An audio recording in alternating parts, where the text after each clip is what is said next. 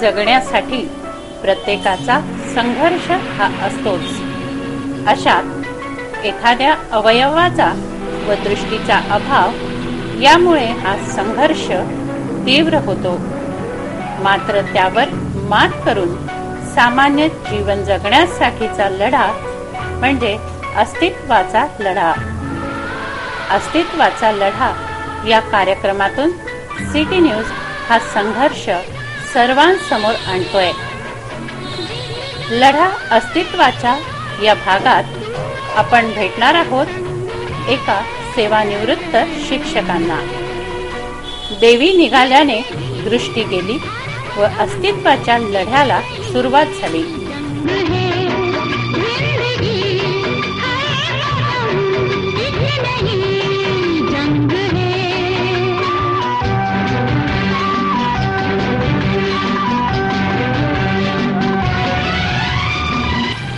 घरच्या बेताच्या परिस्थितीत शिक्षण घेऊन सायन्स कोर येथील शाळेत विद्यादानाचं कार्य केलं. सचोटी, प्रामाणिकपणा, सत्याची कास धरून स्वयंपूर्ण व तृप्त आयुष्य जगून दुसऱ्यांना मदतीचा हात दिला. अंध बालकांच्या पालकांना व्याख्यानाच्या माध्यमातून प्रबोधनाचे आकाशवाणीहून कार्यक्रम. 1994 मध्ये आदर्श अपंग कर्मचारी म्हणून जिल्हा परिषद रोटरी क्लब तर्फे आदर्श शिक्षक पुरस्कार, राष्ट्रीय अपंग कल्याण संस्थेचे सदस्य, अंध अपंगांच्या अभ्यासक्रम मंडळाचे सल्लागार अशी पद भूषवून आजही निवृत्तीनंतर आपला व्यासंग ते सांभाळत आहेत. त्यांच्या संघर्षाला सिटी न्यूजचा सलाम.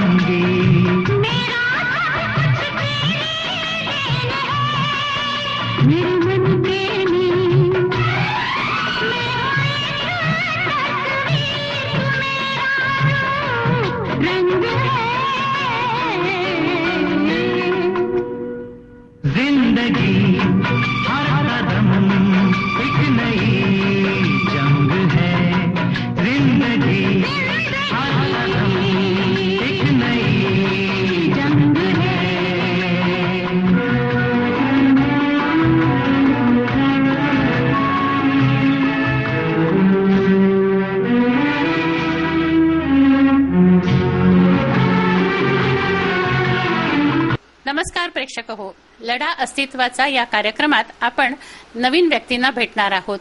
अमरावतीमध्ये अशा अनेक व्यक्ती आहेत की ज्यांनी आपल्या कर्तृत्वाने आपलं भविष्य घडवलं आहे. स्वतःचं भविष्य तर घडवलंच आहे, परंतु स्वतःच्या दैवयोगाने आलेल्या वैगुण्यावर मात करून त्याबद्दल रडत न बसता दुसऱ्यांना मदत करणं, दुसऱ्यांसाठी कार्य करणं आणि त्यांचंही भविष्य कसं उज्ज्वल होईल यासाठी सतत झटणं असे अनेक व्यक्तिमत्व आहेत जे लढा अस्तित्वाच्या या माध्यमातून, या कार्यक्रमाच्या माध्यमातून सिटी न्यूज आपल्या समोर आणत आहे. अशाच एका व्यक्तिमत्वाला आपण आज भेटणार आहोत. त्यांचं नाव आहे रामराव देशमुख. नमस्कार सर, सिटी न्यूज मध्ये आपलं स्वागत आहे. लढा अस्तित्वाचा जो कार्यक्रम आहे त्याच्यासाठी आपण आता बोलणार आहोत आपल्या कार्याविषयी. अंधांसाठी काम करताना आपल्याला कोणाकडून प्रेरणा मिळाली? नाही, अशी प्रेरणा म्हणण्यापेक्षा आमचे जे लुई ब्रेल आहेत, ज्यांनी ब्रेल लिपीचा शोध लावला, Louis Braille, doctor Helen Keller, आणि या जेव्हा आम्ही विद्यार्थी होतो त्यावेळेला आमच्यावर संस्कार करणारे आमचे सगळे शिक्षक, आमचे पालक, मला अंधशाळेत जाण्याचं मुख्य कारण म्हणजे माझी आई आहे. ती शिकलेली नव्हती, म्हणजे निरक्षर होती, तरी पण ती धोरणे आणि बुद्धिमान होती असं मला आता जाणवतं. कारण आमचं गाव बेलोरा गाव आहे चांदूर बाजार तालुक्यात, आणि तिथून भंडारा हे गाव बरंच लांब आहे, 300 किलोमीटरवर आहे. आणि ही 1963 ची गोष्ट आहे. त्यावेळेला एवढ्या लांब आपला अंध मुलगा पाठवायला कुठलाही पालक तयार नव्हता, पण माझ्या आईने निर्धारपूर्वक सांगितलं होतं की मला त्याला पाठवायचं आहे, आणि तिने माझी तिथं रवानगी केली. आणि त्यामुळे मला अंधशाळेत शिकता आलं. आणि शिकता येऊन नंतर यात कोण कोण लोक काम करतात आणि कसं केलं पाहिजे, मग लुई ब्रेल साहेबांच्या ब्रेल लिपीचा भाग असेल, हेलन केलर मॅडमचं चरित्र असेल, आणि आम्हाला शिकवणारे त्यावेळेचे नखाते सर होते, आमचे ब्रह्मे सर, देशकर सर, हस्ती सर, आणि त्यावेळेचे आमच्या 5वी ते 8वी पर्यंत शिकवणाऱ्या शाळेतले सामान्य शाळेतले शिक्षक असतील, देशपांडे सर होते, खंडाळकर सर होते, पुष्कळ. आता त्या 1967, 68, 71 पर्यंत मी तिथे होतो, 63 ते 71. या काळामध्ये माझं बाल्य अवस्था किंवा बालपण भंडाऱ्याच्याच परिसरात गेलं.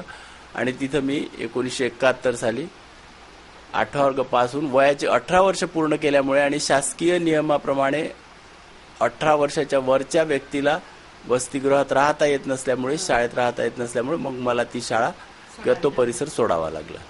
आपल्याला जे अंधत्व आलं ते जन्मतः होतं? नाही, मी 18 किंवा 19 महिन्याचा असताना मला देवी आल्या होत्या. त्यावेळेला 1952-53च्या काळात देवीच्या साथी येणं हे सर्वसामान्य होतं, आणि प्रचंड लोक त्यात मरायचे किंवा ब्लाइंडनेस प्राप्त होत असे. तर असं सांगितलं, मला त्यावेळेस खूप सिरियस झालो होतो मी, पण मला मृत्यू नाही आला, पण म्हणजे डोळे गेले त्या आजारात पाहिजे. मग आता तुम्ही सांगितलं की आईंनी तुम्हाला भंडाऱ्याला पाठवलं, म्हणजे तेव्हा अमरावतीत कुठलीच सोय नव्हती? तेव्हा अमरावतीत नव्हती, आणि नागपूर एकमेव शाळा होती नागपूरला, पण तिथे रश होता आणि माझा काही तिथे नंबर लागू शकला नाही किंवा लागला नाही त्यावर्षी, माहीत नाही. पण तिथे एक उषा मोहिनी नावाच्या मॅडम होत्या. आपल्या अमरावतीला श्यामकांत मोहिनी नावाचे कधी काळी कलेक्टर होते, पुढे ते मोठे मुख्य सचिव महाराष्ट्र राज्य शासनातून सेवानिवृत्त झाले, त्यांच्या भगिनी होत्या. आणि त्यांनी आमच्या नातेवाईकांना असं सांगितलं होतं की इथे आता तुमचा नंबर लागणार नाही नागपूरच्या शाळेत, तर तुम्ही भंडाऱ्याला न्या, तिथं सगळी निःशुल्क व्यवस्था आहे म्हणून. आणि मग मला तिथं जाता आलं, त्यांनी सांगितलं. मग ते 18 वर्षाचं झाल्यानंतर तुम्हाला ते वसतिगृह सोडावं लागलं. मग त्यानंतर तुम्ही अमरावतीत आले? मी अमरावतीत आलो 1971 मध्ये, आणि 1971 मध्ये अमरावतीत आल्यावर 8वा वर्ग पास होऊन आलो होतो मी तिकडून. तेव्हा प्रश्न असा होता की अमरावतीत चांगल्या चांगल्या शाळा होत्या नावाजलेल्या, आजही आहेतच त्या शाळा, त्या शाळांमध्ये जाण्याची माझी इच्छा होती, पण तिथं काही मला ऍडमिशन मिळू शकली नाही माझ्या अंधत्वामुळे, किंवा लोकांचा अंधत्वासंबंधी गैरसमज होता की याला स्वतःला मॅनेज करता येईल का, लोक याला त्रास देतील, मुलं त्रास होईल, आणि अतिरिक्त जबाबदारी शाळेला घ्यावी लागेल म्हणून हे कोणी करत नव्हतं. पण त्यावेळेला आमचे बाळासाहेब सोमवंशी होते, भारतीय विद्यालयाचे हेडमास्टर. ही भारतीय विद्यालय आधी आहे संस्था बुटी प्लॉटमध्ये, राजापेठ पोलीस स्टेशनजवळ, आणि त्या ठिकाणी बाबासाहेब सोमवंशी सर असं म्हणाले होते की जर तुझी तयारी असेल तर मी तुला घ्यायला तयार आहे शाळेमध्ये, पण जर काही मुलांनी त्रास वगैरे देतील का हे मला सांगता येत नाही, पण तुझी जर तयारी असेल तर तू येऊ शकतो, मी ऍडमिशन देईन. मग त्यांनी मला ऍडमिशन दिली, आणि माझे 2 वर्ष 9वा आणि 10वा, त्यावेळेला लोअर मॅट्रिक केलेलं आहे मी, तेव्हा लोअर मॅट्रिक होतं, हायर मॅट्रिक 2 होते, तर लोअर मॅट्रिक मी केलं, 10वी मॅट्रिक.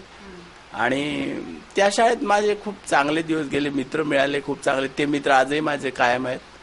आणि एक तो वेगळा अनुभव होता, उत्तेजना देणारा आणि लोकांच्याबद्दल विश्वास वाढवणारा, सर्वसामान्य समाजाबद्दल आणि स्वतःबद्दल, की आपल्यालाही या पोरांच्या बरोबर आपण करू शकतो, आपण उभं राहू शकतो यांच्यासोबत. यांच्या बाळासाहेब सोमवंशींनी मला सगळे मोकळीक दिली होती. शाळेमध्ये निरनिराळे शैक्षणिक उपक्रम व्हायचे, विद्यार्थी मंडळाची चळवळ होती, दुष्काळासाठी निधी गोळा करण्याचा भाग होता, त्या सगळ्यात मुलं मला सहकार्य करायचे, आमच्या मित्रमंडळी. आणि त्या शाळेत गरीब मुलं असल्यामुळे कोणाजवळ सायकली पण नव्हत्या, आणि तो एक माझ्यासाठी विषय चांगला होता, कारण मग पायी सगळ्यांनी फिरायचं, तर पायी फिरणं काही अडचणीचं होत नव्हतं. आणि सर्वसामान्य लोकांचीच मुलं त्या शाळेत होती, आणि आम्ही सर्वसामान्य होतो, त्यामुळे मस्त ट्युनिंग जमून गेलं. आणि त्या शाळेतले शिक्षक उषाताई चौधरी होत्या, आम्हाला गोपाल सर होते, हे विशेष उषाताई चौधरींना ओळखतातच लोक, आता वारल्या त्या, खासदार होत्या, पण त्यांचेही काही संस्कार आमच्यावर होते. मग भारतीय तिथं शिक्षण झालं माझं 10वी पर्यंत. 10वी मध्ये मला 69% मार्क्स त्यावेळेस मिळाले होते. डिस्टिंक्शन मिळालं होतं इकॉनॉमिक्समध्ये. मग घरची परिस्थिती कशी होती, म्हणजे पूरक होती तुमच्या शिक्षणाला? नाही, पूरक होती म्हणण्यापेक्षा आमच्या घरात एक चांगलं वातावरण होतं शिक्षणासाठी. आम्ही 6 भाऊ होतो आणि सगळे माझे बंधू. आमच्याकडे शेती वगैरे अशी काही नव्हती फारशी. आई वडिलांना शिक्षण नव्हतं, ते शेतीच करत होते. आणि शिक्षण ज्याला फॉर्मल एज्युकेशन ते काही नव्हतं, पण त्यांचं व्यवहार चातुर्य होतं, व्यवहार कौशल्य होतं त्यांच्याकडे. आणि त्यांनी काही मला अंधा आहे म्हणून काही असं फार लाडावूनही नाही ठेवलं आणि फार असं काही रिजेक्ट असं एकदम दुर्लक्ष पण नाही केलं. नाही, सगळे आमचे 5-6 भाऊ होतो आम्ही लोक. आता एक बंधू वारले, आम्ही 5 जण आहोत आताही. आणि सगळे चांगले नावारूपाला आलेले आहेत. प्राध्यापक BT देशमुख सगळ्यांना माहिती असतील, ते माझे मोठे बंधू आहेत. नंतर एक GT देशमुख साहेब होते, ते शिक्षण उपसंचालक म्हणून रिटायर्ड झाले. RT देशमुख एक होते. प्राध्यापक MT देशमुख नाना म्हणून सगळ्यांना माहिती आहे, त्यांच्या मिसेस आहेत रजनी देशमुख. आणि मी आणि माझा एक लहान भाऊ आहे भरत देशमुख म्हणून. अशी आमची फॅमिली आहे सगळी. आणि आमच्या घरात वातावरण चांगलं होतं, म्हणजे वाचून दाखवण्याचा वगैरे. आमच्या नानांना तर नाटकं वाचायची आणि वाचायचीच मुळात खूप सवय आणि त्यांचा छंद होता. आणि त्याचा मला खूप फायदा झाला आमच्या कुटुंबाचा त्या ऍक्टिव्हिटी. म्हणजे तुम्ही पाहू शकत नाही म्हणून ते तुम्हाला वाचून दाखवायचे, तुमच्यासाठी वेळ काढायचे, वेळ द्यायचे. अगदी. आणि आवर्जून, म्हणजे ते माझ्यासाठी म्हणून खास वाचायचेच ते, की बा आता हे याला वाचून दाखवलं पाहिजे. आणि आमचे मित्र जगदीश सायसिकमोल, शिरभाते सर, गोविंद भाऊ कासट आणि पुष्कळ मित्र मला मिळाले या दरम्यान. आणि खरं सांगू का, माझं हे सगळं पहिल्यापासून मित्रांच्याच भरोशावर. म्हणजे अशी ज्याला आर्थिक संपत्ती, पैसे बिसे तर ठीक काही फार नव्हते, पण ही संपत्ती मला भरभरून मिळाली. मित्र आणि चांगले मित्र मिळणं हा एक भाग्याचा योगायोगाच्या गोष्टी आहेत. ते मला मिळालं. मला त्याबाबत स्वतःला आजही माझे खूप मोठा मित्र परिवार आहे. मग मी सायन्स कोरमध्ये राहिलो, तिथेही खूप चांगले शिक्षक, चांगले मित्र मिळाले. शिक्षक सहकारी, जे मुख्याध्यापक होते तिथले वेळोवेळी आलेले, पण त्यांनी चांगलं सहकार्य केलं. मला सहकार्य खूप मिळालं. आणि माझ्या विद्यार्थ्यांवरही तेच संस्कार आहेत. आज आमचे विद्यार्थी खरोखर नावारूपाला आले आहेत. आणि सहकार्य कसं मिळवावं हे काही असं शिकवून येत नसतं, पण ते ज्याचं त्याचं टेक्निक जो तो डेव्हलप करत असतो. मदत कशी मदत लागतेच अंध माणूस म्हटला की, पण ती मदत मिळवण्याचं टेक्निक असतं, त्याचंही काही एक तंत्र असतं. आणि ते तंत्र माझ्या विद्यार्थ्यांना बऱ्यापैकी आलेलं. आणि आज आता तुम्ही बघता, हे माझं घर आहे, मी स्वतःच बांधलेलं आहे, लोन काढलं. शिक्षक बँक आणि आपले भाऊसाहेब पंजाबराव बँक यांचं सतत मला घरासाठी सहकार्य मिळत राहिलं. मग मी भारतीय महाविद्यालयात आलो प्री पासून. मी तुम्हाला सांगितलं लोअर मॅट्रिक मी झालो. मग पुढचं शिक्षण हो. मग प्री त्यावेळेला प्री युनिव्हर्सिटी होती, पूर्व विद्यापीठ असा एक वर्ग होता. आणि मग 3 वर्षाचा डिग्री कोर्स होता. तर मी तोही भारतीय महाविद्यालय जे आहे इथे राजापेठला, तिथंच केलं मी ते.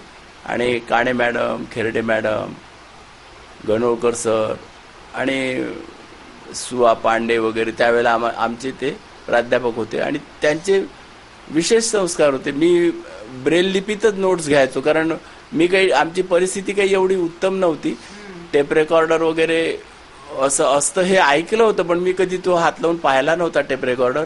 BA झाल्यानंतर मी 2-3 वर्षांनी तो कसा असतो हे हात लावून पाहिला. तोपर्यंत टेप रेकॉर्डर, रेडिओ पण नव्हता. पण तो नाही याची कधी खेदखंत नाही, ते काही कोणाच जवळ नव्हतं. तर काय माझ्या जवळच नाही, कोणाच जवळ तो काही विषय नव्हता. आणि कधी असं वाटलं नाही. आणि मी तुम्हाला सांगितलं की त्यावेळेस मला कॉलेजमध्ये वाचून दाखवणारे लोक होते, कुठे घेऊन जाणारे येणारे होते. मला 77 पर्यंत, म्हणजे BA होईपर्यंत आपल्याला दिसत नाही याचं फारसं कधी जाणवलंच नाही. म्हणजे मित्र आणि इतकं होतं माझ्याजवळ लोक की कुठं जायचं असेल, विशेषतः या नगर वाचनालयामध्ये व्याख्यानमाला होतात त्याला माझा तो फार आवडता उपक्रम आहे. मी सतत न कंटाळता त्याला जात राहिलो. जेव्हा जेव्हा शक्य आहे, आता पाऊस पाणी आलं, काही इतर अडचणी आल्या, ती गोष्ट निराळी, पण तो एक माझा आवडता उपक्रम आहे आणि त्याचा मला खूप लाभ झाला.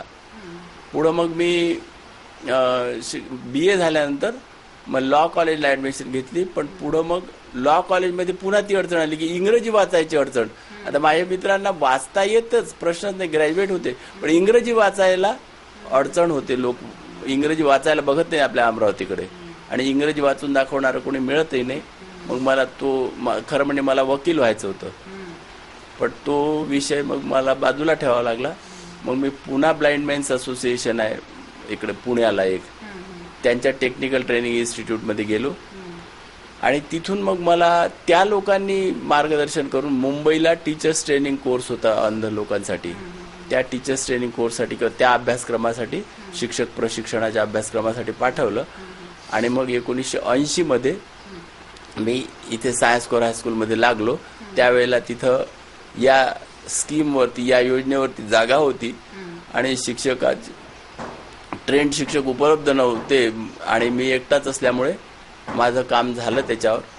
आणि मग 11 सप्टेंबर 80ला मी लागलो आणि 10 नोव्हेंबर 2010 मध्ये मी निवृत्त झालो. 30 वर्ष तिथं माझं सर्व्हिस केली. या सर्व्हिसमध्ये मला जिल्हा परिषदेचा आदर्श शिक्षक अवॉर्ड मिळाला. तुमचं जीवन संघर्षमय राहिलं अंधपणामुळे, पण तुम्हाला मित्र मिळाले, घरचं वातावरण इतकं चांगलं मिळालं की तुम्हाला त्याची कधी जाणीव होऊ दिली नाही. आणि अशीच जाणीव मुलांना होऊ नये आणि सामान्य मुलांसारखं त्यांना वावरता यावं म्हणून सर्व शिक्षा अभियानांतर्गत त्याचा समावेश करून नॉर्मल मुलांसोबत अंध मुलांनी शिकावं अशी ती योजना आहे ना, ज्याच्यासाठी शिकवण्यासाठी. मग तिथे त्या मुलांना तुम्हाला वेगळं शिकवावं लागतं का? दोन गोष्टी होत्या त्यात.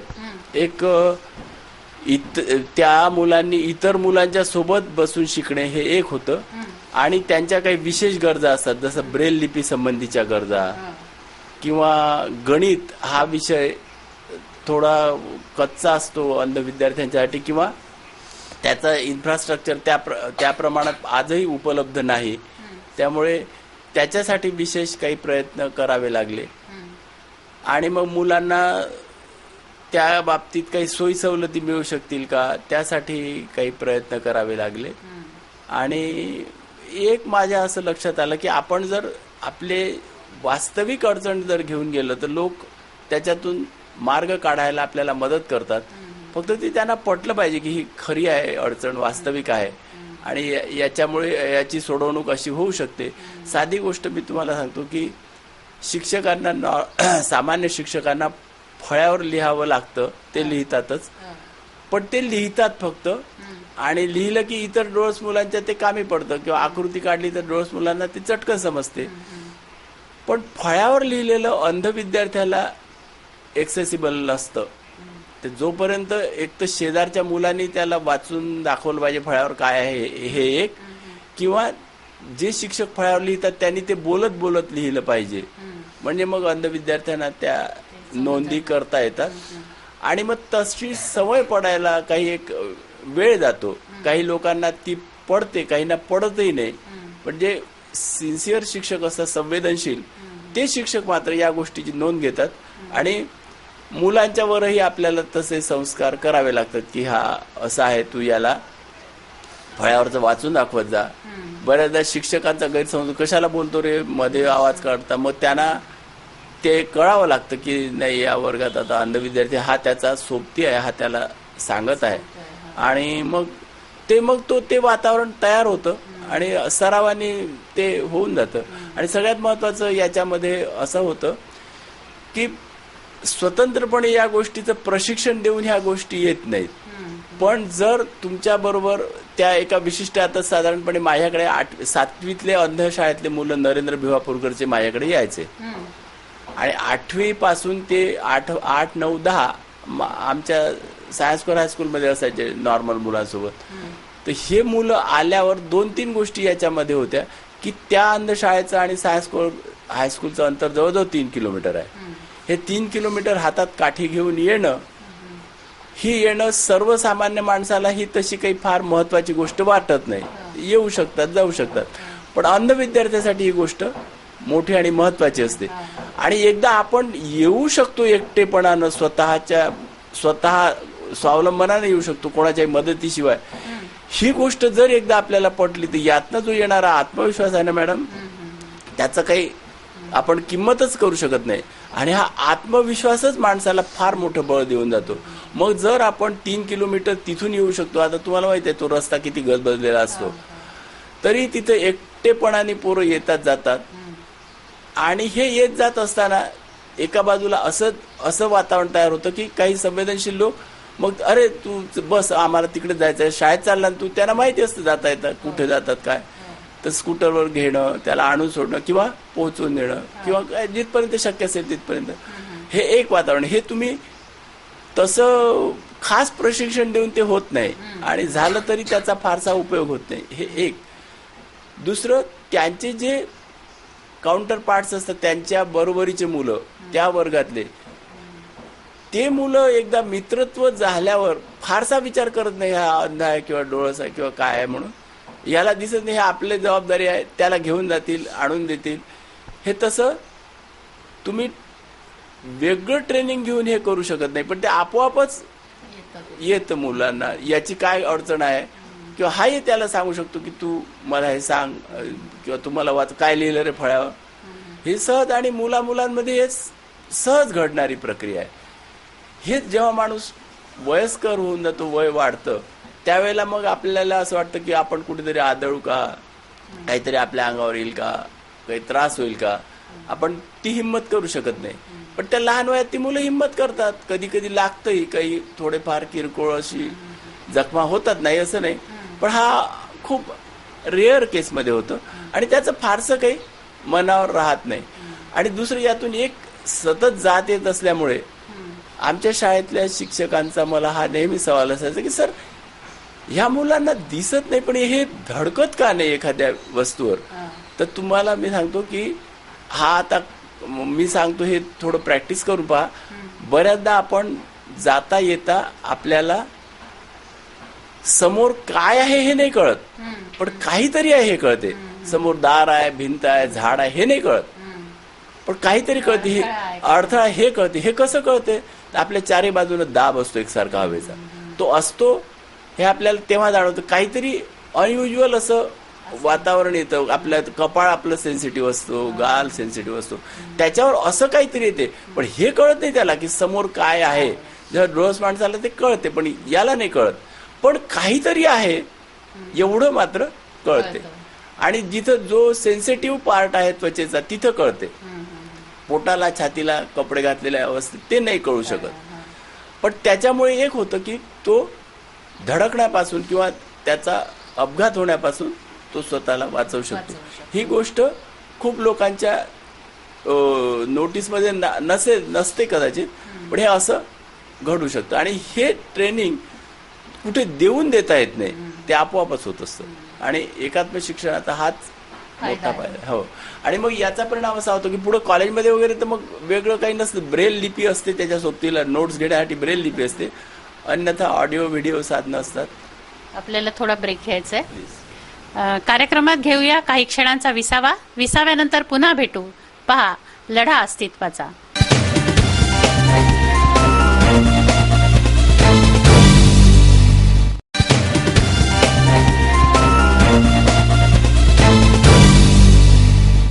आपण रामराव देशमुख यांच्याशी बातचीत करत आहोत. पुन्हा ती आपण तशीच सुरू ठेवणार आहोत.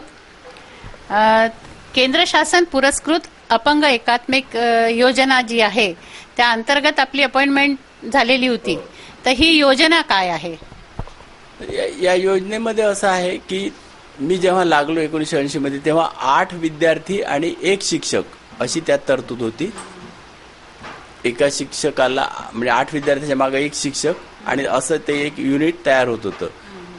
नंतर ही संख्या 8ची कमी करून 5 विद्यार्थी आणि 1 शिक्षक अशी झाली. ही साधारणपणे 95 नंतर 2000च्या आसपास झालं हे. आणि याच्यामध्ये 3-4 गोष्टीचा भर होता. ही 100% अनुदान होतं केंद्र सरकारचं या योजनेवर. यात विद्यार्थ्यांच्या ज्या सोयी सवलती आहेत त्या द्यायच्या होत्या. मग त्या विद्यार्थ्यांना ब्रेल लिहिण्यासाठी कागद लागतात, ब्रेलची पुस्तकं लागतात. ही ब्रेलची पुस्तकं अंध विद्यार्थ्यांचं शिक्षण हे नॉर्मल मुलांच्या पेक्षा महाग असतं. आणि यात असं आहे की जे तुमचं एखादं पुस्तक असेल त्याच्यात 3 पट पानं आम्हाला लागतात. ब्रेल लिपीमध्ये तुम्हाला जसं अक्षर कमी जास्त करण्याची सोय आहे तशी ब्रेल लिपीमध्ये अक्षर कमी जास्त करण्याची सोय नाही आहे. आणि मग त्याच्यात ठरलेले हे असतात आणि त्या ठरलेल्या साच्यातच ते लिहावं लागतं. त्यामुळे जी जागा लागायची ती जास्त लागते. म्हणजे मी सांगितलं की तुमचं जे मॅटर एका पानात मावत असेल त्याला आम्हाला 3 ब्रेलची पानं लागतात. आणि म्हणून ते खर्चाचं होतं.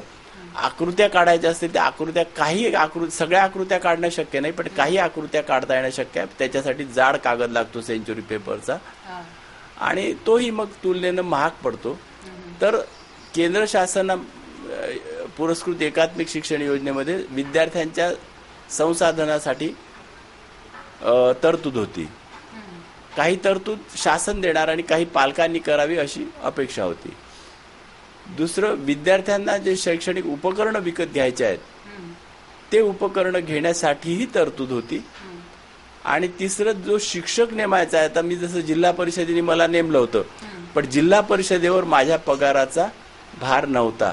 जिल्हा परिषदेने अधिक तो खर्च करायचा आणि महाराष्ट्र शासनामार्फत केंद्र शासन ते सगळं अनुदान पाठवत असे आणि जिल्हा परिषदेला स्वतःला काही खर्च असा आला नाही. आणि अशी ही योजना होती. आणि मी 30 वर्ष एकटाच तिथं काम करत होतो. माझ्याकडे जरी एकाला 8 असं प्रमाण असलं तरी माझ्याकडे कधी 20च्या खाली आणि 40च्या वर विद्यार्थी गेले नाही. 20च्या खाली कधीच संख्या गेली नाही. आणि फक्त आता मला या तुमच्या माध्यमातून आणखी एक विनंती करायची आहे की अमरावती शहरामध्ये निरनिराळी वसतिगृह आहेत. नरेंद्र भिवापूरकर अंधशाळेत 18 वर्षाच्या वरच्या मुलांना ठेवता येत नाही शासनाच्या नियमाप्रमाणे, पण काही वसतिगृह या शहरात अशी आहेत स्वयंसेवी संस्थांनी चालवलेली, तर तिथं मात्र 18च्या वरची मुलं ठेवता येतात. पण अंध विद्यार्थी आहे म्हणून या मुलांना वसतिगृह चालकांनी प्रवेश नाकारू नये, त्यांना तिथं घेतलं गेलं पाहिजे. ही गोष्ट खरी आहे की तिथून तो एकटा जाणं येणं करू शकतो किंवा मग त्याला मित्र वगैरे मिळू शकतात किंवा तोही एकटा करू शकतो, पण याला थोडा वेळ लागतो. आजच जसा सामान्य मुलगा आजच जाणं येणं करील त्याला थोडा वेळ लागतो रुळण्यासाठी, पण 2-4 दिवसामध्ये 8 दिवसामध्ये याच्यात जाण्या येण्याची जी अडचण आहे किंवा आपल्याला जे वाटते ते हे होऊन जातं, म्हणजे निराकरण होतं त्याचं. आणि आपण ज्याला सेट होणे म्हणतो तसा तो सेट त्या वातावरणात होऊन जातो. आणि हे जर केलं तर पुष्कळ अंध विद्यार्थ्यांच्यासाठी ही एक मोठी संधी ठरणार आहे. आणि विशेष करून ज्या अंध मुली आहेत यांची फार तारांबळ होते. मला असं माहिती आहे की एवढ्या एका कारणामुळे मुली शिकू शकल्या नाही. चांगल्या चांगल्या हुशार मुलींना शिक्षण नीट मॅट्रिक पर्यंत पण करता आलं नाही. जर त्यांना संधी मिळाली असती तर त्या सहज MA BEd वगैरे होऊ शकल्या असत्या, बुद्धीनं हुशार होत आहे. आणि मुलगी म्हणून एक सगळ्यांनाच वाटणारी जी भीती असते ती आहेच की ही अंध मुलगी आहे, हिचा कोणी गैरफायदा घेईल का, काय करेल, आणि हिला संरक्षणाची काय, अशा अनेक गोष्टी. त्यामुळे काही पालक ते करत नाही. आदिवासी क्षेत्रातल्याही मुली आमच्याकडे होत्या, पण पुढं त्यांना ते कंटिन्यू करता आलं नाही. आणि मी जसं सुरुवातीला माझ्या बाबतीत सांगितलं, तो विषय आजही जरी RTE असा विषय आता आहे, राईट टू एज्युकेशन, आणि त्यात आम्ही संघटनांमार्फत असा प्रयत्न पण करतो की कोणालाही ॲडमिशन फक्त अपंगत्वाच्या कारणासाठी, म्हणजे अंध असो, कर्णबधीर असो, मूकबधीर म्हणत नाहीत त्या मुलांना, तर कर्णबधीर म्हणतात, कर्णबधीर असो किंवा आणखीन कुठलंही अपंगत्व असो, त्याला केवळ अपंगत्वाच्या कारणावरून ॲडमिशन नाकारू नये. सरकारचं पण असं धोरण आहेच, पण लोकांना माहिती नसतं. आणि आपल्यावर ही अतिरिक्त जबाबदारी येईल का, काही उद्या झालं तर काय करायचं, त्यापेक्षा ती नकोच, असं करून लोक ते टाळतात. तर ही गोष्ट बरी नाही आणि थोडंसं संवेदनशीलपणे ह्या प्रश्नाकडे बघितलं पाहिजे. आणि माझी अशी विनंती राहील की आता सगळे तरुण लोक याच्यात आले आहे, तर अनेक जबाबदाऱ्या आपण घेतच असतो, ही जबाबदारी एक घेतली पाहिजे आणि एक भविष्य घडवण्याचं, त्याला चांगला आकार देण्याचा प्रयत्न केला पाहिजे. कारण मी तुम्हाला एक सांगतो की माणसाचं एखादा अवयव गेला म्हणून तो कधीही निरुपयोगी होत नाही. ते प्रत्येक कुठलीच गोष्ट या जगात वाया जात नसते, तर माणूस कसा वाया जाईल.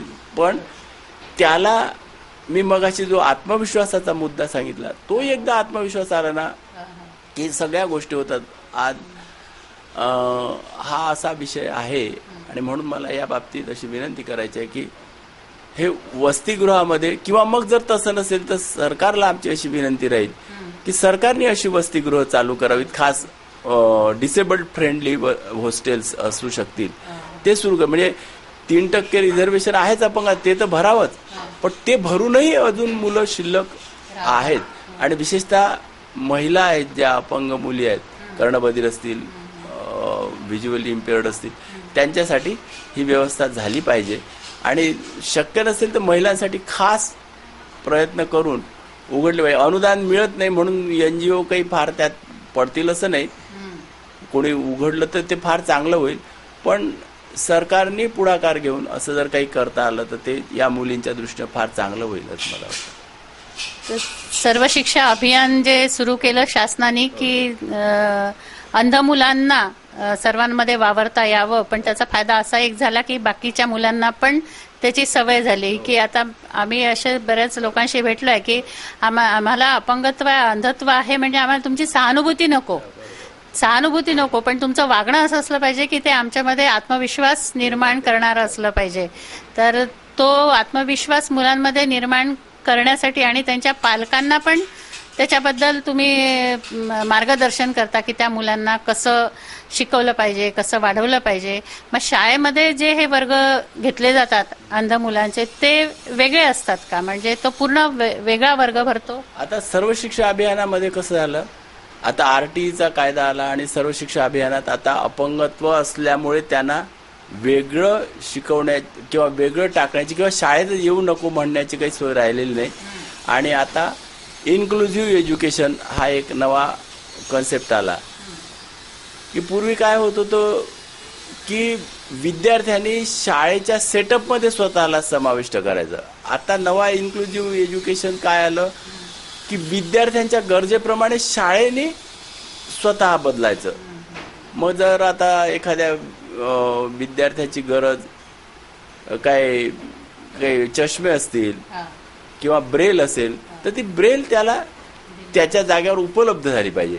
त्यासाठी मग माणसं पण नेमली आहेत सर्व शिक्षा अभियानात. आणि या शिक्षकांसाठी अधूनमधून आम्ही तसं त्यांचा इन्फ्रास्ट्रक्चर त्यांचं स्वतंत्र सगळं आहेच, पण आम्ही लोक अधूनमधून आमचे कॉन्टॅक्ट असतात. सर्व शिक्षा अभियानातले अधिकारी बोलवतात आम्हाला प्रश्न, आम्ही जातो. आणि मग त्यात आता माझं काम अंध विद्यार्थ्यांच्या बाबतीमध्ये आहे, म्हणजे व्हिज्युअली इम्पेअर्डच्या बाबतीत. तर मग आम्ही त्यांना ब्रेलच्या संबंधितच्या टिप्स देणं, कारण ब्रेल शिकण्याच्या वेगवेगळ्या रीतिरिवाज आहेत. म्हणजे तुम्हाला ब्रेल शिकवायचं असेल तर मला वेगळं तंत्र वापरलं पाहिजे, अंध विद्यार्थ्याला ब्रेल शिकवायचं असेल तर मला वेगळं तंत्र वापरलं पाहिजे. तुमच्यासारख्याला मी ब्रेल वाचण्या इतपत, म्हणजे तुम्हाला डोळ्यांनी ब्रेल वाचण्या इतपत एक 15-20 मिनिटात तुम्हाला मी तयार करू शकतो. मी SCRTला हे केला होता आणि त्या सरांना पहिल्यांदा विचारलं, ते तिथं वसंतराव पाटील नावाचे गृहस्थ होते, डायरेक्टर ऑफ SCRT. म्हणून सर तुम्हाला ब्रेल येते का? नाही मला कशी ब्रेल येईल म्हणा, मला नाही येत ब्रेल. नाही येईल तुम्हाला ब्रेल. नाही हो म्हणाले, हे किती कठीण आहे, डोळे मिटून तुम्ही ते करता सगळं आणि हात फिरवून काय असं मला येईल असं वाटत नाही. मी काय केलं होतं, आमच्या ब्रेल लिपीचं वैशिष्ट्य असं आहे की ही 63 टिंबाची 63 खुणा आहेत, त्याच्या 6 टिंबाची आहे. एका चौकोनामध्ये 6 टिंब अशी कल्पना करा आणि त्या चौकोनातले 6 टिंब कमी जास्त त्याच्या पोझिशन प्रमाणे 63 खुणा बसवून घेतल्या आहेत. आणि या 63 खुणामध्ये अशी जगातली कुठलीच भाषा नाही की जी लिहिता येणार नाही. तर एवढं त्या ब्रेल लिपीचं श्रेष्ठत्व आहे. आणि मग मी ABCDला असं हे केलं होतं, त्या ABCD लिहिली एका पाटीवर ब्रेल लिपीत.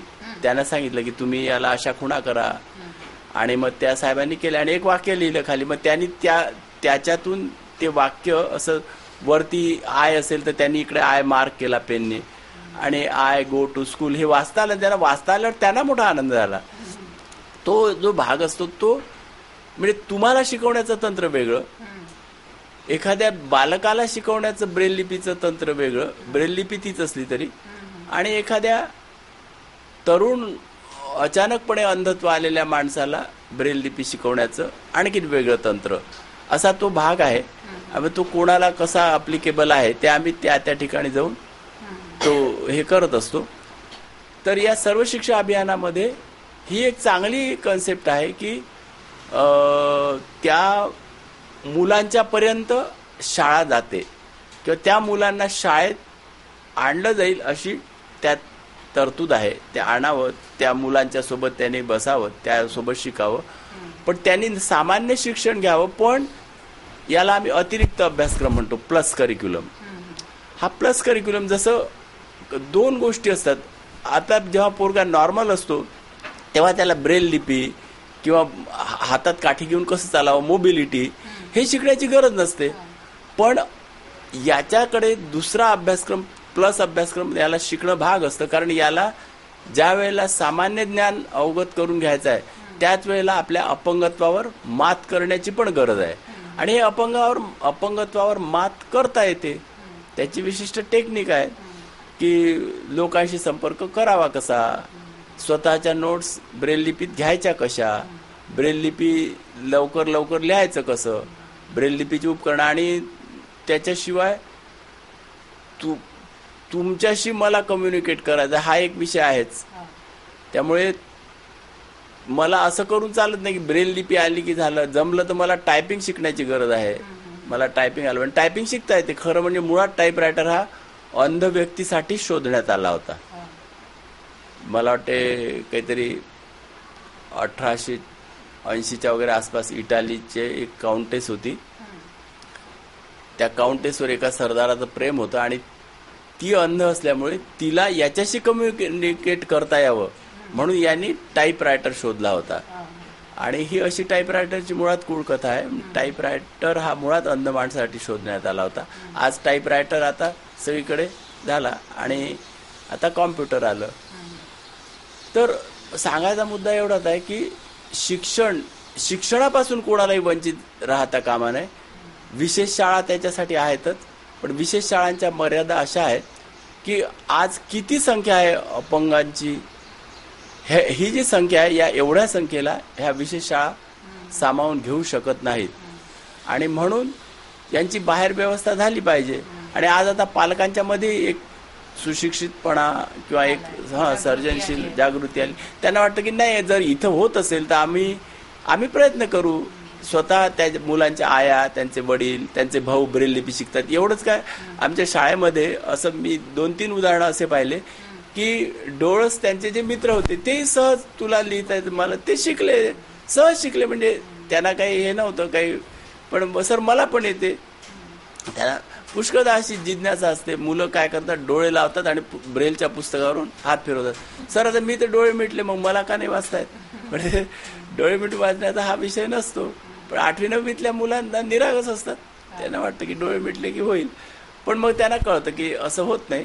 आणि मग काही मुलं त्यातली शिकतातही. असे 3-4 उदाहरणं माझ्या आयुष्यात असे आहेत, ते मुलं शिकले. अंध मुलांच्या पालकांसाठी सुद्धा मार्गदर्शन करताचे व्याख्यानं घेता, तर ते कशा प्रकारे असतं, म्हणजे त्यांनी काय केलं पाहिजे? व्याख्यानं आम्ही याच्यासाठी घेतो की पालकांना आम्ही सगळ्यात पहिलंच एक, कारण 2 आमच्या निदर्शनाला असं आलं की या बाबतीत पालकांचे आणि सर्वसामान्य माणसांचे किंवा समाजाचे 2 दृष्टिकोन आढळून येतात. एक तर माणूस अपंग झाला की त्याच्याबद्दल इतकी कणव आणि करुणा उत्पन्न होते लोकांच्या मनात की त्याला ते काहीच करू देत नाहीत. आणि त्याला ओव्हर प्रोटेक्शन ज्याला आपण म्हणतो की गरजेपेक्षा जास्त त्याला संरक्षण देण्याचा प्रयत्न करतात. आणि त्यामुळे त्यांच्या कळत न कळत याच्यातला आत्मविश्वास निघून जातो. याला वाटतं की माझ्यासाठी सगळं लोकांनीच केलं पाहिजे, आता मला आणि विशेषतः मुलांच्या बाबतीत हे फार होतं की मला दिसत नाही ना, मग तुम्ही करून द्या सगळं, पाणी पण तुम्ही जाणा, प्रत्येक गोष्ट माझी तुम्ही करून द्या. याची खरं म्हणजे गरज नसते. अशा कितीतरी गोष्टी आहे एरवी आपल्याला ज्या आपण डोळ्यावर अवलंबून राहतो त्याच्यावर डोळ्यावरती इतकं अवलंबून राहण्याची काही एवढी गरज नाही खरं म्हणजे. पण ते आता आपल्याजवळ असतं म्हणून आपण ते करतो आणि त्याचा उपयोग आपण करत असतो. पण डोळ्याच्या शिवाय सुद्धा आपल्याला अशा कितीतरी गोष्टी करता येतात. श्रवणाशिवाय सुद्धा आपल्याला अशा कितीतरी गोष्टी जाणून घेता येऊ शकतात आणि कर्णबधीर मुलं तसं करतात. चेहऱ्यावरून ते ताबडतोब भाव समजतात. अंध मुलांच्या आवाजावरून लक्षात येतं साधारणपणे व्यक्तिमत्व किंवा एकूण तुमचा काय कल आहे. तर मी सांगत होतो की हा एक दृष्टिकोन असतो ओव्हर प्रोटेक्शनचा, की खूप त्याला जपून जपून जपून त्याच्यातला आत्मविश्वासच कमी करून टाकतात. हे आपल्याला कळत नसतं. आपल्याला असं वाटतं की आपण हे ईश्वराचं वगैरे काम करतो आणि आपलंच काम आहे, या मुलाला त्रास होता कामा नये म्हणून आपण त्याला काही करू देत नाही. हा एक. किंवा दुसरा एक दृष्टिकोन असा आहे की त्याच्याकडे टोटली रिजेक्टच करून टाकायचं त्याला, की तो आपल्या फॅमिलीत नाही, त्याचं अस्तित्वच काही दखल राहिला तिथं राहा, पडला तिथं पड, गेला तर गेला, काही त्याच्याकडे टोटली दुर्लक्ष करायचं. याच्यानी जे मुलावर संस्कार होतात तो एक प्रकारे हिंसक होतो, व्हायोलंट होण्याची शक्यता असते. त्याचा प्रचंड राग येत असतो सगळ्याचाच, काही करता येत नाही. मग जसं शक्य असेल तसा तो राग काढण्याचा किंवा त्या चिडून चरफडून, त्याच्यामुळे माणसाचं ते व्यक्तिमत्व बदलतं. आणि आपण म्हणतो की बघा कसा माणूस आहे, याला काही सेन्स नाही, कसा वागतो कसा. पण हे बऱ्याचदा याची बीज अशी त्या मानसिकतेत रुजली असतात. तर आम्ही पालकांना हे सांगतो की जेवढं तुमच्या नॉर्मल मुलांच्याकडून तुम्ही कामं करून घेता किंवा त्यांना जसं सांगता किंवा त्यांना जसं वागवता तसं यालाही वागवा. बऱ्याचदा असं होतं की याला खूप सहानुभूती राहिल्यामुळे याचा जो लहान किंवा मोठा भाऊ असतो नॉर्मल, त्याचा दृष्टिकोन बदलतो, त्याला याचा राग येतो. लहान असतात मुलं, त्या काळात ते कळण्याचं वय नसते आणि कळत न कळत आपण त्यांच्यामध्ये एक प्रकारची भिंत निर्माण करतो. पण जे शक्य आहे त्या मुलाला कळतं की याला काय शक्य आहे, याला एखादं पिशवी धरून नेता येणं शक्य आहे, याला बॅग उचलता येणं शक्य. पण त्याचे आई वडील किंवा त्याच्या आजूबाजूचे लोक काय म्हणतात की अरे त्याला दिसत नाही, तुला कळत नाही का त्याची बॅग कशाला त्याला उचलायला, तू उचल. हे करण्याची गरज नाही खरं म्हणजे. तो काय करू शकतो, त्या मुलाच्या मनात राग निर्माण होण्याची शक्यता असते. एक चुकीचा एक संदेश आणि त्याचे परिणाम पुढे बेकार होतात. म्हणजे दोन अपत्य जर असतील, एक चांगलं आणि एक अंध, तर त्याच्यामध्ये पालकांनी त्यांच्याशी कसं वागलं पाहिजे. आणि साध्या साध्या गोष्टी असतात पण ज्या आपल्याला कळत नाही की लक्षात येत नाहीत की त्याच्यामुळे असे त्याचे गंभीर परिणाम होऊ शकतात. हे याच्यावरती माझा फार भर असतो. दुसरं, नॉर्मल मुलांनी याच्याशी कसं वागायचं. जेव्हा घरात आपण काही आणतो, काही गोडधोड असेल काही असेल तर याच्याकडे थोडं जास्त, आणि तुला दिसते रे तू थांब, तर ही काही फारशी चांगली गोष्ट नसते, कौतुकाची गोष्ट तर नाहीच. नाही तसं करू नये.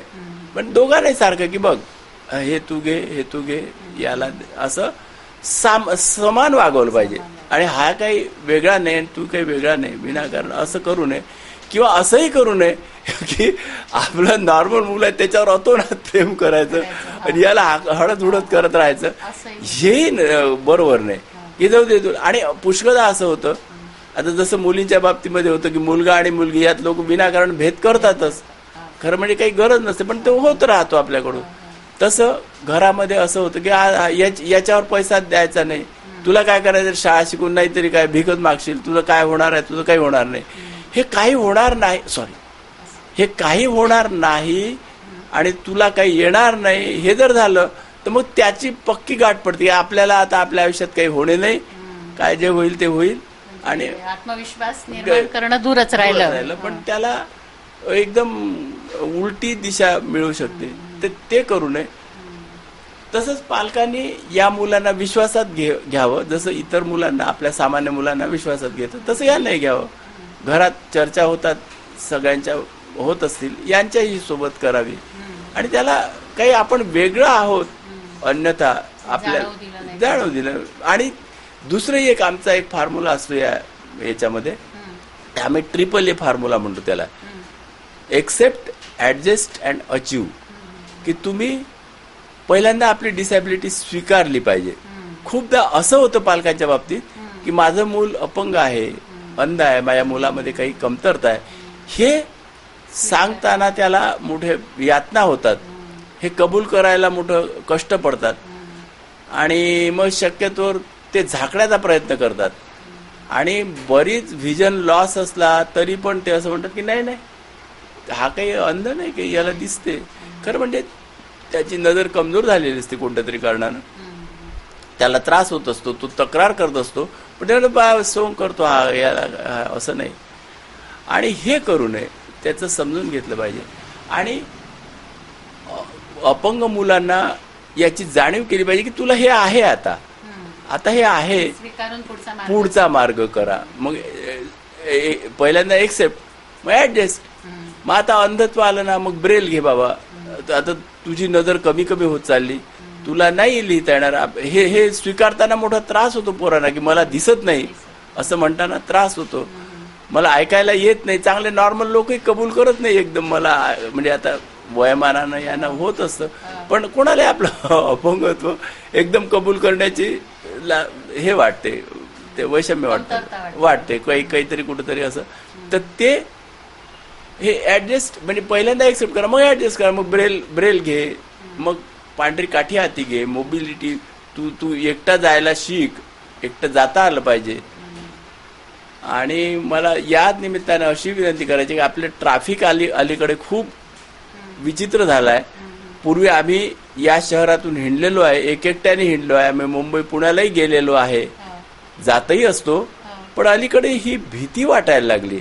हे याचं कारण असं नाही की आमच्या आम्ही जी मोबिलिटी टेक्निक डेव्हलप केली यात काही खोटं आहे असं नाही, पण लोक काय करतील हा एक मोठा चिंतेचा विषय आहे. याच्यातून मार्ग कसा मिळेल मला समजा. आपण जर त्या अस्तित्वात असतील त्या गोष्टीवरती मार्ग शोधू, पण एखादा माणूस तुमच्या रपकन तुमच्या गाडी घेऊन तुमच्या अंगावर येईल आणि तो येईल याचा अंदाजही येण्याच्या आत ते घडून जातं सगळं. तर या बाबतीमध्ये आमच्याजवळ काही इलाज नाही, तो कोणाच जवळ नाही बहुतेक. ती शिस्त कशी लागेल हा एक मोठा विषय आहे. आणि म्हणून मला या निमित्तानं आता ही विनंती करायची आहे की जर काही असा अंध विद्यार्थी किंवा ज्याला गरज आहे, एखादा अस्थिव्यंग मुलगा ज्याला पायामध्ये दोष आहे, असे कितीतरी लोक आवडतात, त्यांना तुम्ही मदत करा. त्याला हीनपणा तुमच्या मनात येऊ देऊ नका. हे मला कळकळीने लोकांना आवाहन करायचं की बा जीवनात नेहमी सकारात्मक दृष्टिकोन असला पाहिजे आणि प्रामाणिकपणा आणि सकारात्मकता जर असेल तर माणसाचं जीवन सहज सुलभ होते. मग भलेही आपल्यापाशी एखाद्या गोष्टीचं न्यून असो, कमतरता असो, परंतु विचारांची सकारात्मकता माणसाला उज्ज्वल आयुष्याकडे नेते, उज्ज्वल भवितव्याकडे नेते. अशीच जीवनगाथा आहे रामराव देशमुखांची. एक छोटेखानी कुटुंब आणि आपल्या वैगुण्यावर मात करून शिक्षकी पेशा स्वीकारून त्यांनी प्रत्येकाला मार्गदर्शन केलं आहे. आपला पेशा सांभाळत असताना विद्यार्थ्यांना तर मार्गदर्शन केलं, पण आजही ते आपल्या मित्रांमध्ये, विद्यार्थ्यांमध्ये अतिप्रिय आहेत आणि सकारात्मकतेने ते आपला संसार चालवत आहे, निवृत्तीनंतरचं जीवन जगत आहेत, तेही अत्यंत डोळसपणे. लढा अस्तित्वाचा या कार्यक्रमातून आम्ही आपल्याला अशा व्यक्तींची ओळख करून देत आहोत, त्यांचा आदर्श समाजासमोर आणत आहोत.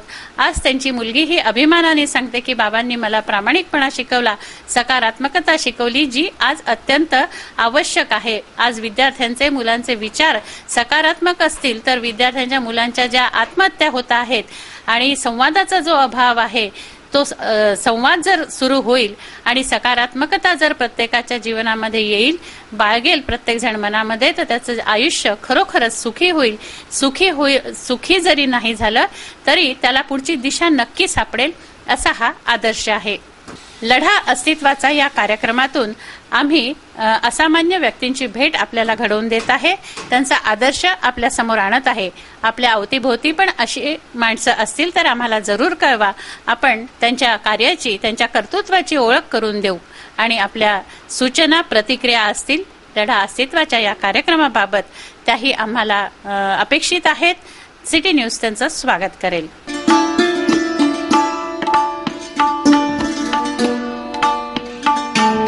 म्हणजे अंधत्व जरी असलं तरी सहजपणाने वावरायची प्रत्येकाला इच्छा असते. तो जो अपंगांचा कायदा आहे 1995, या कायद्यामध्ये काही पुष्कळ चांगल्या तरतुदी आहेत. आणि यातली म्हणजे त्या कायद्याचं नावच असं आहे, अपंगत्वाचा कायदा हक्कांचं संरक्षण, संपूर्ण सहभागिता आणि संपूर्ण संधी 1995, फुल पार्टिसिपेशन, इक्वल अपॉर्च्युनिटी 1995 चा हा कायदा आहे. हे रिझर्वेशन कसं भरायचं, काय भरायचं, त्यामुळे हे रिझर्वेशन भरलंच गेलं नाही 1995 पासून 2003 पर्यंत. तर त्यावेळेला आम्ही national federation of the blind Maharashtra राज्य अशी एक संघटना आहे. त्या संघटनेमध्ये आम्ही सक्रिय होतो. त्यावेळेला मोबाईलवर हे सगळे पेपर्स उपलब्ध झाले आहेत. तुमचं लोकमत असेल, तरुण भारत, जे पेपर्स असतील, इंग्लिश, हिंदी. पण यासाठी ही मुलं ही सगळ्या वेगवेगळ्या गावावरून आलेली असतात. अमरावतीत कोणीच राहत नाही ते पोरं. म्हणजे अमरावती ज्यांचं नेटिव्ह प्लेस आहे असे फार थोडे. मला त्यापेक्षा असं वाटतं की यांनीच आपापल्या व्हॅन्स घेऊन त्या पंचायत समितीवर जावं, तिथं सर्टिफिकेट्स काढून द्या. सॉफ्टवेअर आहे आता अलीकडे, चांगली व्यवस्था त्यांनी केली आहे. ते म्हणतात की आम्ही अपंगत्व, जे बनावट अपंगत्व आहे त्याला आम्ही आळा घालण्याचा प्रयत्न करतो. ही स्वागतार्ह गोष्ट आहे. नाही, मला असे कोणी विचारत होते का तुम्ही कसं काय लग्न केलं, तुम्ही असं म्हटलं बा काय नाही, डोळ्यापेक्षा म्हटलं मला चांगलं हे आहे. जेवढं एखाद्या डोळस माणसाला मिळालं असतं. माझ्यासोबत जे आता शिक्षक रिटायर झाले ते माझ्या इतकेच BSc, BA किंवा MA, MSc आहेत.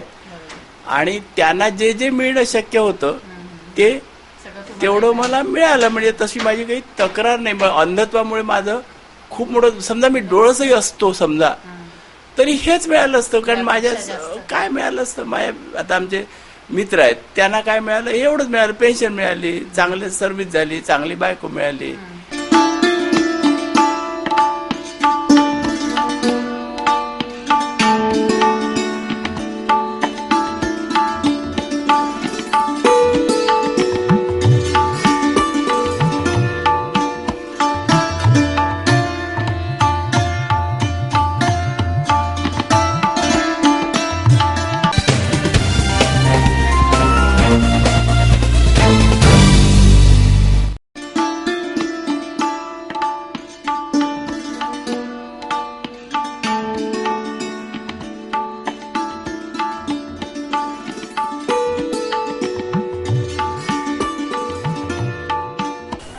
जगण्यासाठी प्रत्येकाचा संघर्ष हा असतोच. अशात एखाद्या अवयवाचा व दृष्टीचा अभाव यामुळे हा संघर्ष तीव्र होतो. मात्र त्यावर मात करून सामान्य जीवन जगण्यासाठीचा लढा म्हणजे अस्तित्वाचा लढा. अस्तित्वाचा लढा या कार्यक्रमातून सिटी न्यूज हा संघर्ष सर्वांसमोर आणतोय. लढा अस्तित्वाच्या या भागात आपण भेटणार आहोत एका सेवानिवृत्त शिक्षकांना. देवी निघाल्याने दृष्टी गेली व अस्तित्वाच्या लढ्याला सुरुवात झाली.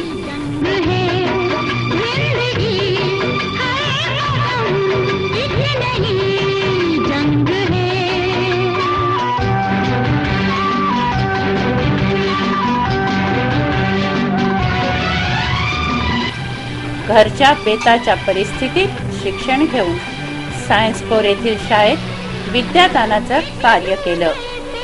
सचोटी, प्रामाणिकपणा, सत्याची कास धरून स्वयंपूर्ण व तृप्त आयुष्य जगून दुसऱ्यांना मदतीचा हात दिला. अंध बालकांच्या पालकांना व्याख्यानाच्या माध्यमातून प्रबोधनाचे आकाशवाणीहून कार्यक्रम. 1994 मध्ये आदर्श अपंग कर्मचारी म्हणून जिल्हा परिषद रोटरी क्लबतर्फे आदर्श शिक्षक पुरस्कार, राष्ट्रीय अपंग कल्याण संस्थेचे सदस्य, अंध अपंगांच्या अभ्यासक्रम मंडळाचे सल्लागार अशी पदं भूषवून आजही निवृत्तीनंतर आपला व्यासंग ते सांभाळत आहेत. त्यांच्या संघर्षाला सिटी न्यूजचा सलाम.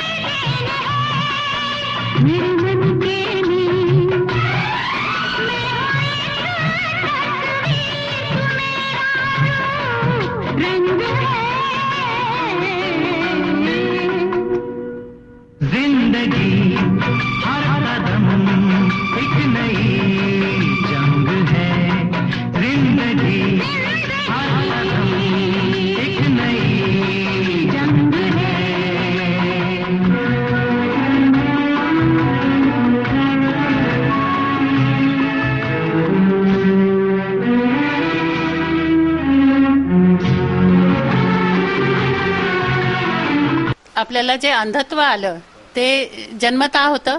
नाही, मी 18 किंवा 19 महिन्याचा असताना मला देवी आल्या होत्या.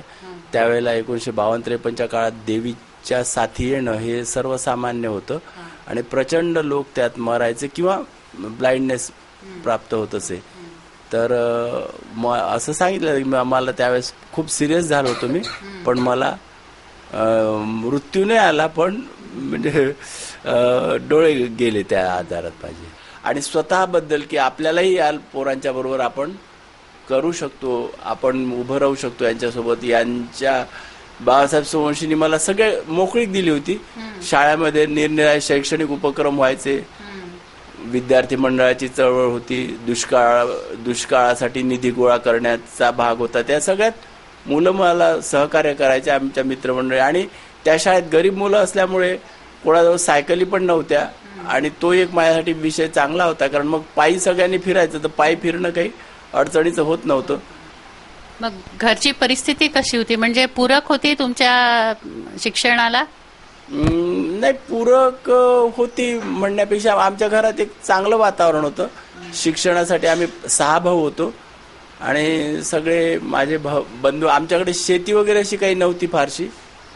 आई वडिलांना शिक्षण नव्हतं, ते शेतीच करत होते. आणि शिक्षण ज्याला फॉर्मल एज्युकेशन ते काही नव्हतं, पण त्यांचं व्यवहार चातुर्य होतं, व्यवहार कौशल्य होतं त्यांच्याकडे. आणि त्यांनी काही मला अंध आहे म्हणून काही असं फार लाडावूनही नाही ठेवलं, फार असं काही रिजेक्ट असं एकदम दुर्लक्ष पण नाही केलं. नाही, आकृत्या काढायच्या असतील त्या आकृत्या, सगळ्या आकृत्या काढणं शक्य नाही, पण काही आकृत्या काढता येणं शक्य आहे. त्याच्यासाठी जाड कागद लागतो, सेंच्युरी पेपरचा. दुसरं, विद्यार्थ्यांना जे शैक्षणिक उपकरणं विकत घ्यायचे आहेत ते उपकरणं घेण्यासाठीही तरतूद होती.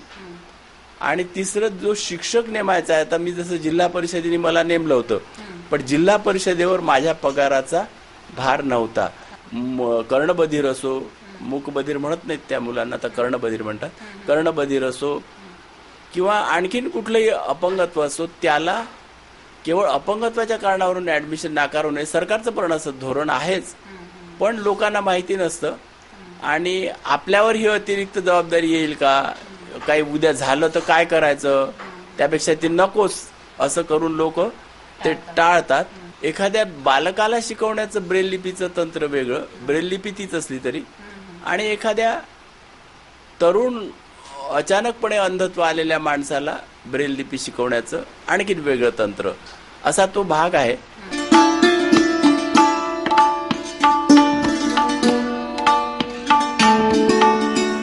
नमस्कार प्रेक्षक हो, लढा अस्तित्वाचा या कार्यक्रमात आपण नवीन व्यक्तींना भेटणार आहोत.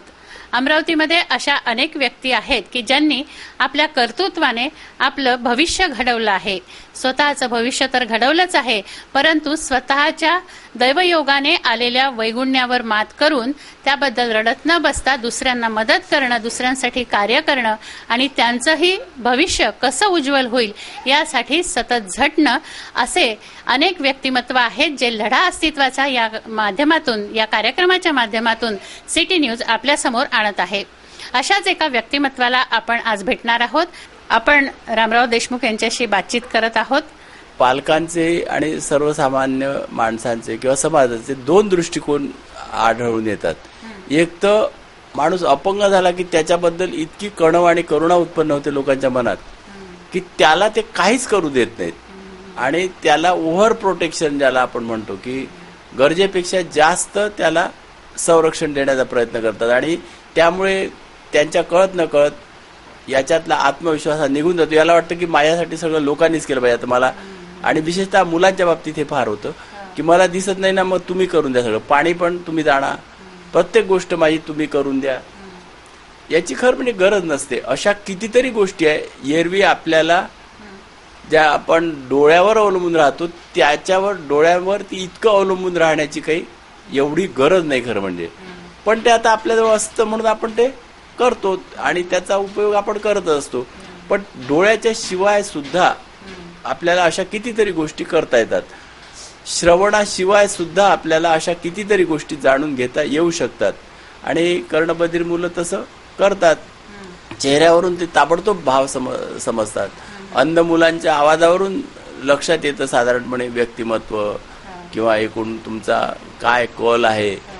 तर मी सांगत होतो की हा एक दृष्टिकोन असतो ओव्हर प्रोटेक्शनचा, की खूप त्याला जपून जपून जपून त्याच्यातला आत्मविश्वासच कमी करून टाकतात. हे आपल्याला कळत नसतं. आपल्याला असं वाटतं की आपण हे ईश्वराचं वगैरे काम करतो आणि आपलंच काम आहे, या मुलाला त्रास होता कामा नये म्हणून आपण त्याला काही करू देत नाही. हा एक.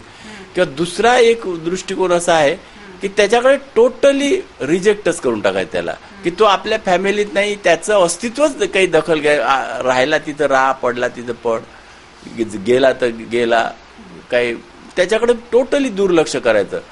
याच्यानी जे मुलावर संस्कार होतात तो एक प्रकारे हिंसक होतो, व्हायोलंट होण्याची शक्यता असते. त्याचा प्रचंड राग येत असतो सगळ्याचाच, काही करता येत नाही. मग जसं शक्य असेल तसा तो राग काढण्याचा किंवा त्या चिडून चरफडून, त्याच्यामुळे माणसाचं ते व्यक्तिमत्व बदलतं. आणि आपण म्हणतो की बघा कसा माणूस आहे, याला काही सेन्स नाही, कसा वागतो कसा.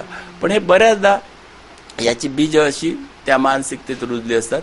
तर आम्ही पालकांना हे सांगतो की जेवढं तुमच्या नॉर्मल मुलांच्याकडून तुम्ही कामं करून घेता किंवा त्यांना जसं सांगता किंवा त्यांना जसं वागवता तसं यालाही वागवा. बऱ्याचदा असं होतं की याला खूप सहानुभूती राहिल्यामुळे याचा जो लहान किंवा मोठा भाऊ असतो नॉर्मल, त्याचा दृष्टिकोन बदलतो, त्याला याचा राग येतो. लहान असतात मुलं, त्या काळात ते कळण्याचं वय नसते आणि कळत न कळत आपण त्यांच्यामध्ये एक प्रकारची भिंत निर्माण करतो. पण जे शक्य आहे त्या मुलाला कळतं की याला काय शक्य आहे, याला एखादं पिशवी धरून नेता येणं शक्य आहे, याला बॅग उचलता येणं शक्य आहे. पण त्याचे आई वडील किंवा त्याच्या आजूबाजूचे लोक काय म्हणतात की अरे त्याला दिसत नाही, तुला कळत नाही का त्याची बॅग कशाला त्याला उचलायला, तू उचल. हे करण्याची गरज नाही खरं म्हणजे. तो काय करू शकतो, त्या मुलाच्या मनात राग निर्माण होण्याची शक्यता असते. एक चुकीचा एक संदेश आणि त्याचे परिणाम पुढे बेकार होतात. म्हणजे दोन अपत्य जर असतील, चांगलं आणि अंध, तर त्याच्यामध्ये पालकांनी त्यांच्याशी कसं वागलं पाहिजे. आणि साध्या साध्या गोष्टी असतात पण ज्या आपल्याला कळत नाही की लक्षात येत नाहीत की त्याच्यामुळे असे त्याचे गंभीर परिणाम होऊ शकतात. हे याच्यावरती माझा फार भर असतो. दुसरं, नॉर्मल मुलांनी याच्याशी कसं वागायचं. जेव्हा घरात आपण काही आणतो, काही गोडधोड असेल काही असेल तर याच्याकडे थोडं जास्त, आणि तुला दिसतं रे, तू थांब, तर ही काही फारशी चांगली गोष्ट नसते, कौतुकाची गोष्ट तर नाहीच. नाही तसं करू नये. पण दोघांनाही सारखं की बघ हे तू घे, हे तू घे, याला असं समान वागवलं पाहिजे. आणि हा काही वेगळा नाही, तू काही वेगळा नाही, विनाकारण असं करू नये. किंवा असंही करू नये की आपलं नॉर्मल मुलं आहे त्याच्यावर अतोनात प्रेम करायचं आणि याला हळद हुडत करत राहायचं, हेही बरोबर नाही. की जाऊ दे आणि पुष्कळदा असं होतं. आता जसं मुलींच्या बाबतीमध्ये होतं की मुलगा आणि मुलगी यात लोक विनाकारण भेद करतातच. खरं म्हणजे काही गरज नसते, पण तो होत राहतो आपल्याकडून. तसं घरामध्ये असं होतं की याच्यावर पैसा द्यायचा नाही, तुला काय करायचं शाळा शिकून, नाही तरी काय भिकत मागशील, तुझं काय होणार आहे, तुझं काही होणार नाही, हे काही होणार नाही आणि तुला काही येणार नाही हे जर झालं तर मग त्याची पक्की गाठ पडते. आपल्याला आता आपल्या आयुष्यात काही होणे नाही, काय जे होईल ते होईल आणि आत्मविश्वास निर्माण करणं दूरच राहिलं. पण त्याला एकदम उलटी दिशा मिळू शकते, ते करू नये. तसंच पालकांनी या मुलांना विश्वासात घ्यावं, जसं इतर मुलांना आपल्या सामान्य मुलांना विश्वासात घेतं तसं या नाही घ्यावं. घरात चर्चा होतात सगळ्यांच्या होत असतील, यांच्याही सोबत करावी आणि त्याला काही आपण वेगळं आहोत अन्यथा आपल्याला जाणव दिलं. आणि दुसरं एक आमचा एक फॉर्म्युला असतो याच्यामध्ये, आम्ही ट्रिपल फॉर्म्युला म्हणतो त्याला, एक्सेप्ट, ऍडजस्ट अँड अचीव. की तुम्ही पहिल्यांदा आपली डिसॅबिलिटी स्वीकारली पाहिजे.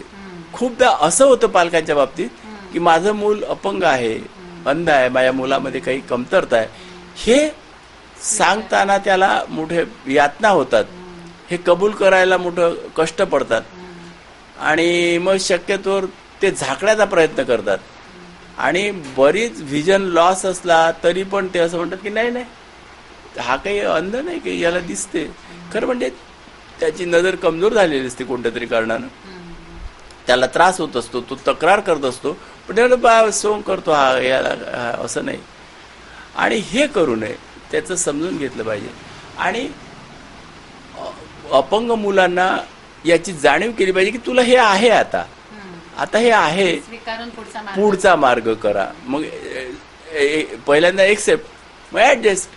मग आता अंधत्व आलं ना, मग ब्रेल घे बाबा, आता तुझी नजर कमी कमी होत चालली, तुला नाही लिहिता येणार. हे स्वीकारताना मोठा त्रास होतो पोरांना की मला दिसत नाही असं म्हणताना त्रास होतो, मला ऐकायला येत नाही. चांगले नॉर्मल लोकही कबूल करत नाही एकदम, मला म्हणजे आता वयमानानं यानं होत असतं, पण कोणाला आपलं अपंगत्व एकदम कबूल करण्याची हे वाटते, ते वैषम्य वाटते काहीतरी कुठंतरी असं. तर ते हे ऍडजस्ट म्हणजे पहिल्यांदा एक्सेप्ट करा, मग ऍडजस्ट करा. मग ब्रेल घे, मग पांढरी काठी हाती घे, मोबिलिटी, तू एकटा जायला शिक, एकटं जाता आलं पाहिजे. आणि मला या निमित्ताने अशी विनंती करायची की आपले ट्रॅफिक अलीकडे खूप विचित्र झालाय. पूर्वी आम्ही या शहरातून हिंडलेलो आहे, एकट्याने हिंडलो आहे, आम्ही मुंबई पुण्यालाही गेलेलो आहे, जातही असतो, पण अलीकडे ही भीती वाटायला लागली. हे याचं कारण असं नाही की आमच्या आम्ही जी मोबिलिटी टेक्निक डेव्हलप केली यात काही खोटं आहे असं नाही, पण लोक काय करतील हा एक मोठा चिंतेचा विषय आहे. याच्यातून मार्ग कसा मिळेल मला समजा.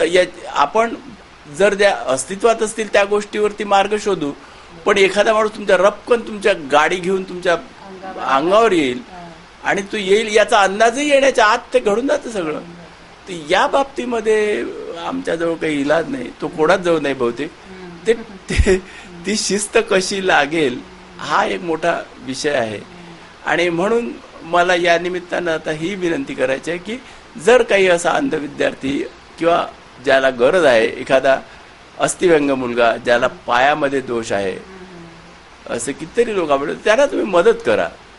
त्याला हीनपणा तुमच्या मनात येऊ देऊ नका. हे मला कळकळीने लोकांना आवाहन करायचं की बा हे सुकर झालं पाहिजे. कारण ही शिस्त कधी निर्माण होईल देव जाणे. आणि जर शिस्त असेल तर अपंग माणसांना जगणं सहज शक्य होतं. म्हणजे एक काळ असा होता, ते भालसाहेब होते इथे, आणि भालसाहेबांनी लोकांना व्यवस्थित राहण्याची सवय, ऑटो रस्त्याच्या बाजूलाच असतील, गुरंढोरं बहुतेक रस्त्यावर असणार नाही, अशी काही थोडीशी काळजी त्यावेळेस घेतली होती भालसाहेबांनी. त्याचा चांगला फायदा होतो. अंध अपंगांना सहज चालता बोलता सहज फिरता येते. हे सहजपण असं आलं पाहिजे. हे सहजपण अलीकडे हे नाही दुर्दैवानं. तर हे कसं येईल हा सगळ्यात तुमच्या आमच्या चिंतेचा विषय आहे. म्हणजे अंधत्व जरी असलं तरी सहजपणाने वावरायची प्रत्येकाला इच्छा असते. आणि मुलांचं शिक्षण हे घरापासूनच सुरू होतं, आई वडिलांपासून. म्हणजे आई पहिला गुरु म्हणतात मुलांचा. तर जसं ती घडवेल, ते याही बाबतीत खरं आहे, ती जसं घडवेल चांगल्या मुलाला आणि अपंग मुलाला पण, आणि तसा तो मुलगा घडत जाईल. तर तसं वागणं पालकांनी पण गरजेचं आहे. त्यांना सहानुभूती नको, आत्मविश्वास त्यांच्यामध्ये निर्माण करण्याची गरज आहे. आणि एक तुम्ही कायद्याविषयी माहिती सांगणार होते. हा, तो जो अपंगांचा कायदा आहे 1995, या कायद्यामध्ये काही पुष्कळ चांगल्या तरतुदी आहेत. आणि यातली म्हणजे त्या कायद्याचं नावच असं आहे, अपंगत्वाचा कायदा हक्कांचं संरक्षण, संपूर्ण सहभागिता आणि संपूर्ण संधी 1995, फुल पार्टिसिपेशन, इक्वल अपॉर्च्युनिटी 1995 चा हा कायदा आहे. आणि या कायद्यामध्ये 2-3 गोष्टी फार चांगल्या, की याच्यात शिक्षण झाल्यावर आता नेहमी प्रश्न असा विचारला जातो की बा धडधाकट लोकांनाच काही शिकून उपयोग नाही, अपंग माणसाने आणखीन हे बर्डन कशाला घ्या, काय उपयोग शिक्षणाचा. पण असं नाही, शिक्षणाचा उपयोग आहे. आणि तो असा आहे की आता नोकऱ्यामध्ये 3% रिझर्वेशन सध्याच्या कायद्याप्रमाणे आहे. आणि यात 1% अंध व्यक्तींसाठी, 1% कर्णबधिरत्व ज्यांना आहे अशा व्यक्तींसाठी, आणि 1% जे अस्थिव्यंग आहेत या लोकांसाठी, असं 3% रिझर्वेशन आहे. आता याच्यामध्ये असं आहे की सर्व स्तरावर हे 3% रिझर्वेशन आहे. पण हे रिझर्वेशन आहे इथपर्यंत बरोबर आहे, पण हे रिझर्वेशन असताना हे रिझर्वेशन कसं भरायचं, काय भरायचं, त्यामुळे हे रिझर्वेशन भरलंच गेलं नाही 1995 पासून 2003 पर्यंत. तर त्यावेळेला आम्ही national federation of the blind Maharashtra राज्य अशी एक संघटना आहे, त्या संघटनेमध्ये आम्ही सक्रिय होतो त्यावेळेला. आणि आम्ही महाराष्ट्र, कालच ॲडव्होकेट उदय वारुंजीकर अमरावती शहरात येऊन गेले, काल मी त्यांना भेटायला गेलो होतो. तर त्या ॲडव्होकेट उदय वारुंजीकर साहेबांच्या मार्फत आम्ही महाराष्ट्र शासनावर केस दाखल केली होती. पूर्वी काय व्हायचं की अस्थिव्यंगांचं रिझर्वेशनच्या नोकऱ्या असायच्या, की अस्थिव्यंगांचं रिझर्वेशन ते त्याच्या जाहिराती येत असत, पण अंध आणि कर्णबधीर यांच्या जाहिराती रिझर्वेशन दिसतच नव्हतं कुठं. मग आता 1% म्हटलं तरी आज महाराष्ट्रामध्ये 10 लाख कर्मचारी आहेत. 1% झालं तर केवढं झालं ते, म्हणजे 10,000 नोकऱ्या झाल्या अंधांच्या फक्त. मग हे 10,000 अंध थोडी आहेत नोकरीमध्ये, आजही नाही, आता अजूनही. मग हे गेलं कुठं रिझर्वेशन? ते काही आम्ही चळवळी केल्या, समाज कल्याण खात्याला जाऊन सांगितलं की रिझर्वेशन भरत नाही. इथे चीफ आपला commissioner for persons with disabilities एक असं आहे, अपंग कल्याण आयुक्तालय पुण्याला, आणि त्यांची ह्या सगळ्या जबाबदाऱ्या असतात. ह्या नोकऱ्यांच्या बाबतीतही त्यांची जबाबदारी आहे, पण तेही काही फारसं करताना दिसले नाही. म्हणून आम्ही 2003 मध्ये ॲडव्होकेट उदय वारुंजेकर साहेबांच्या मार्फत, आमच्यासोबत सुभाषभाऊ गवई होते, कल्पनाताई होत्या देशमुख, आणि आमचे सगळे मित्र शाकीर वगैरे, कविता पेंढारी, हे सगळे लोक आमच्याबरोबर होते त्यावेळेला. आणि आम्ही कोर्टात केस दाखल केली सरळ. आणि आमचे बंधू प्राध्यापक BT देशमुख त्यावेळेला आमदार होते, त्यांच्याकडे हा अनुशेषाचा सगळा उपलब्ध होता डाटा. तो सुभाषभाऊने जाऊन शोधून आणला, आणि आम्ही असं कोर्टात जाऊन प्लीड केलं उदय वारुंजेकर साहेबांनी की हे कायदा आलेला 1995 साली, पण अजून तुम्ही याच्यासाठी काहीच केलं नाही. आणि मग ते रिझर्वेशन तेव्हापासून कोर्टाने, सन्मान्य न्यायालयाने निर्णय दिला की ह्या शासनाने हे केलं पाहिजे, नाही केलं तर आम्ही सक्त त्याच्यावरती ऍक्शन घेऊ वगैरे. आणि शासनाला ते भाग पाडलं. आता रिझर्वेशन जाहिराती येताना अंध विद्यार्थ्यांसाठी, अंध व्यक्तीसाठी रिझर्वेशन येतं. आता हे रिझर्वेशन, यात आता अडचण अशी आहे परत की रिझर्वेशन तर आहे, पण मग आता हा अंध व्यक्ती काय काम करणार? लोक म्हणतात हा का बिल तयार करील का उद्या याला आम्ही क्लार्क केलं तर? लोक म्हणतात की हा याला वर्गावर नियंत्रण राहील का उद्या आम्ही शिक्षक केलं तर? पण आता त्याच्यासाठी नवं तंत्रज्ञान आलेलं आहे. तुम्हाला संगणक सगळ्या सामान्य माणसांच्या पर्यंत आता आलेला आहे. पण हा संगणक सामान्य माणसांचा संगणक यात जर जॉज नावाचं सॉफ्टवेअर टाकलं तर तो बोलका होतो. तुम्हाला जे टाईप केल्यावर स्क्रीनवरती दिसते ते आम्हाला आवाजाच्या रूपात ऐकायला येते की ए टाईप केला, बी टाईप केला किंवा याच्यावर काय टाईप केलं आहे ते वाचता येतं. मोबाईल टॉक आले, इंटरनेट एक्सेसिबल आहे. आता याचा उपयोग करून ह्या गोष्टी करता येणं शक्य आहे. पण मुद्दा पुन्हा तोच आला की हे तंत्रज्ञान एक तर महाग आहे आणि याचं प्रशिक्षण लागतं. कोणत्याही अपंगत्वावर मात करण्यासाठी प्रशिक्षण आणि सराव ह्या गोष्टी असतील तर मात्र मग आपल्याला चटकन. आता माझ्या घरात मला संपूर्ण जसं कुठूनही कुठं जाता येता येते. पण उद्या मी तुमच्या सिटी चॅनलच्या कार्यालयात आलो तर मला त्या ज्या गतीनं मी माझ्या घरात ज्या आत्मविश्वास फिरू शकतो त्या याने तुमच्या ऑफिसात फिरू शकणार नाही. पण हे तुमचं ऑफिस मला कधीच एक्सेसिबल होणार नाही असं नाही. थोडे 2 दिवस 4 दिवस मला त्याचा सराव झाला. हा सराव झाला की मग मला ते माहित होतं की टॉयलेट कुठं आहे, हे कुठं आहे, माझं ऑफिस कुठं आहे, माझ्या कामाची जागा कोणती आहे. सरावाने होतं. हा सराव आणि प्रशिक्षण थोडंसं ओरिएंटेशन मला पाहिजे. तुम्ही आता माझ्या घरात आला, तुम्हाला पटकन एका लुकमध्ये माझ्या घराचा अंदाज आला. मी तुमच्या घरी आलो तर मला तसं येणार नाही. मला ते माझं टेक्निक वापरून एकदा तुमच्या घराचं ओरिएंटेशन एकदा आलं की मग मला मोकळं होता येईल. हा दोन याच्यातला फरक आहे. मी सांगण्याचा प्रयत्न हे करत आहे की मग हे प्रशिक्षण, हे कॉम्प्युटर चालवण्याचं शिक्षण आज कुठेही उपलब्ध नाही. बरं, हे मी तुम्हाला एक सांगतो की कुठलंही अपंगत्व आणि गरिबी याचा खूप जवळचा संबंध आहे. विशेषतः अंधत्वाचा आणि गरिबीचा तर खूप संबंध आहेच.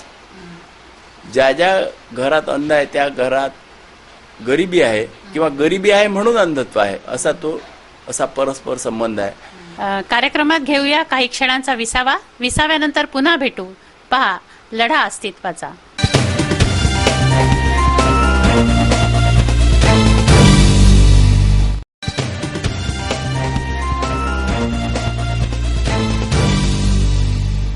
आपण रामराव देशमुख यांच्याशी बातचीत करत आहोत.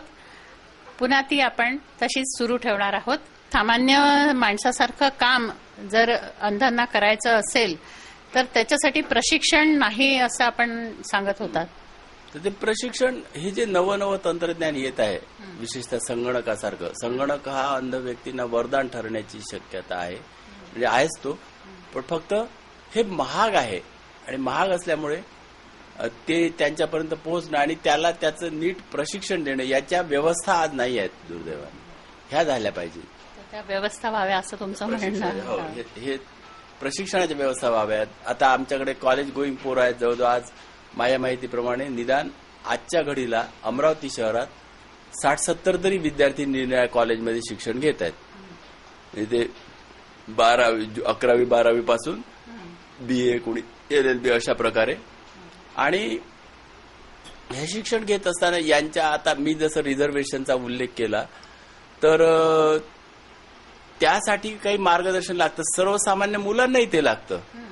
म्हणजे कॉम्पिटिशन मध्ये तुम्हाला यायचं असेल तर मार्गदर्शनाची गरज आहेच. मग तो सामान्य असो किंवा अपंगत्व असणारा असो. अपंगत्व असणाऱ्याला थोडं विशेष, कारण त्याला 2 गोष्टी, सामान्य मुलांचं ज्ञान तर त्याला मिळवायचंच आहे, त्याशिवाय आपल्याला याच्यावर कशी मात करता येईल. आता पुष्कळ लोकांजवळ टॉकिंग मोबाईल्स आले, त्याच्यामुळे इंटरनेट सुद्धा उपलब्ध झाले, पेपर पण उपलब्ध झाले. वर्तमानपत्र जो आजही आमच्यासाठी उपलब्ध नाही किंवा ज्याच्यासाठी आम्हाला डोळस व्यक्तीवर अवलंबून कोणीतरी येऊन वाचून दाखवेल तेव्हा माझं होईल. पण आता मोबाईलवर हे सगळे पेपर्स उपलब्ध झाले आहेत. तुमचं लोकमत असेल, तरुण भारत, जे पेपर्स असतील, इंग्लिश, हिंदी. पण यासाठी ही मुलं ही सगळ्या वेगवेगळ्या गावावरून आलेली असतात. अमरावतीत कोणीच राहत नाहीत हे पोरं. म्हणजे अमरावती ज्यांचं नेटिव्ह प्लेस आहे असे फार थोडे. अशा मुलांना काहीतरी अशी सोय, प्रशिक्षणाची सोय पाहिजे. तिथं त्यांचं मार्गदर्शन झालं पाहिजे आणि त्यांच्याकडून ह्या परीक्षांची तयारी करून घेतल्या पाहिजे. जशा स्पर्धा, स्टाफ सिलेक्शन आहे, रिझर्वेशन असतं, बँकांमध्ये अलीकडे खूप भरती अंध व्यक्तींचा ड्राईव्ह, स्पेशल ड्राईव्ह चालू आहे, किंवा कर्णबधिर मुलं असतील यांचा ड्राईव्ह चालू आहे. तर यांना त्यासाठी सक्षम करण्याची काही व्यवस्था पाहिजे, ती आज दुर्दैवानं नाही. आणि ही मुलं या गावात राहत नसल्यामुळे किंवा शहराच्या ठिकाणी राहत नसल्यामुळे ह्या व्यवस्था शहरातच होऊ शकतात, ग्रामीण भागात होऊ शकत नाही, हे पोहोचवता येत नाही.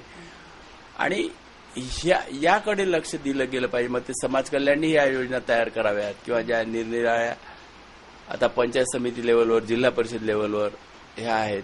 3% निधी असा एक GR आहे सरकारचा, की नगरपालिका, जिल्हा परिषदा यांच्या बजेटच्या 3% निधी हा अपंग कल्याणावर खर्च झाला पाहिजे. पण त्यासंबंधी स्पष्ट निर्देश नाही असं सांगितलं जातं. त्यामुळे अपंगांच्या कल्याणाचं नियोजन या स्तरावर होताना दिसत नाही. जिल्हा परिषदेमध्ये अपंग कल्याणाचे कार्यक्रम या 3%तून हाती घेतले पाहिजे.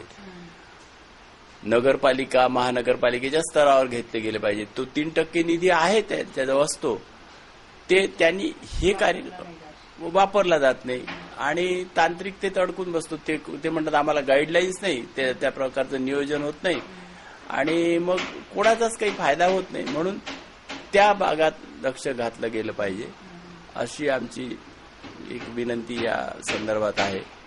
आणि या ज्या संस्था आहेत, अपंगांसाठी काम करणाऱ्या संस्था आहेत, या संस्थांनी पण शिक्षण हा त्यांचा भाग आहे, तो चांगला आहे, स्तुत्य उपक्रम आहे, शिक्षणाचं घ्यावंच. पण निधी नाही म्हणून या संस्थांनी स्वस्थ बसू नये. तर हे अपंग कल्याणाचे असे कार्यक्रम त्यांनी घेतले पाहिजे. त्या लोकांचं एक समाजामध्ये एक क्रेडिट असते, त्यांना मानणारा वर्ग असतो. हा वर्ग त्या मंडळींना प्रतिसाद देतो. तुम्ही योजना घेऊन गेला, अपंगांसाठी काम करणाऱ्या संस्था फक्त शाळा करत बसल्या तर ते बरं होणार नाही.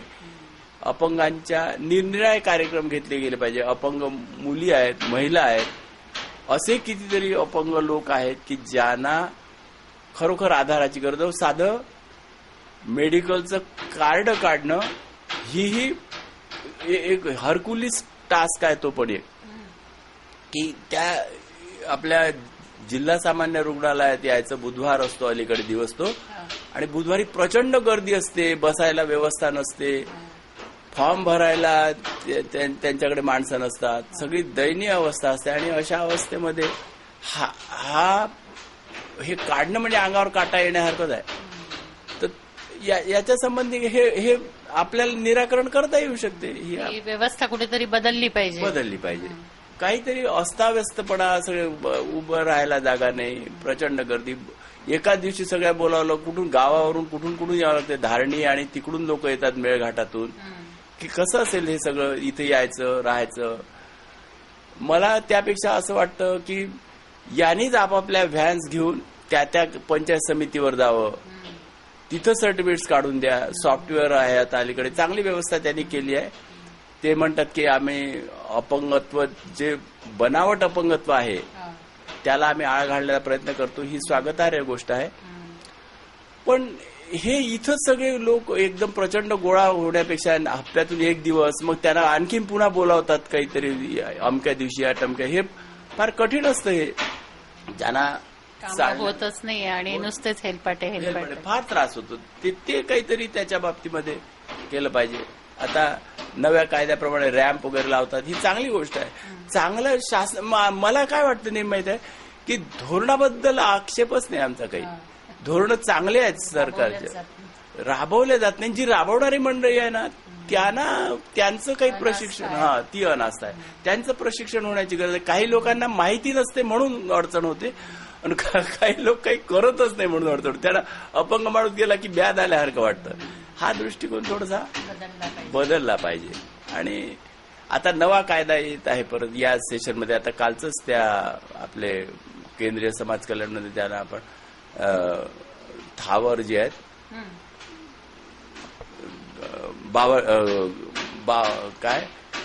थावरचंद गहलोत त्यांचं नाव, ते समाज कल्याण मंत्री थावरचंद गहलोत, त्यांनी सांगितलं की आम्ही आता या अधिवेशनामध्ये आता जे सेशन होईल संसदेचं, त्यात नवा हा जो मी मगाशी 1995च्या कायद्याचा उल्लेख केला, तो कायदा बदलून याच्यापेक्षा चांगला सक्षम कायदा ते आणायचं म्हणतात.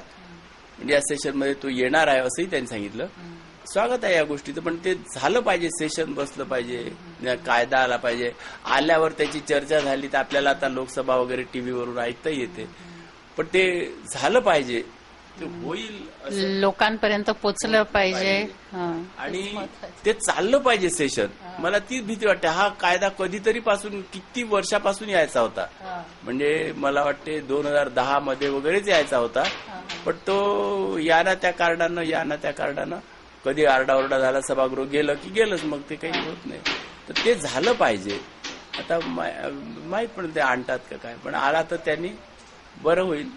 त्यात काही चांगल्या तरतुदी आहेत, काही त्याच्यातही उलट्या सुलट्या तरतुदी आहेत. आता कालच माझ्याकडे त्याचं एक प्रसन्न कुमार पिंचा म्हणून होते अपंग आयुक्त, आता त्यांची बदली झाली तिकडून केंद्रातून. ते मुख्य chief commissioner of disability, CWP म्हणतात त्यांना, चीफ कमिशनर ऑफ डिसॅबिलिटी. तर ते त्यांचा लेख आहे, त्याच्यात त्यांनी लिहिलं की काही याच्यात पॉझिटिव्ह गोष्टी आहेत, सकारात्मक आहेत या बिलामध्ये. जे प्रपोज बिल आहे किंवा कमिटी समोर जे आहे त्यातलं काय एक्सेप्ट होते आणि काय नाही, हा एक आणखीन वेगळा भाग आहे. पण ते जर झालं तर एक चांगलं होईल. आणि म्हणजे असं ना, लोकांच्या मनात काही तसा राग नसतो अपंगांचं होऊ नये असं काही कोणाला वाटत नाही. आणि अपंगत्व ही अशी हे आहे की त्याला धर्म लागत नाही, जात लागत नाही, ते कुठेही असतं. आणि अपंगत्व आहेच.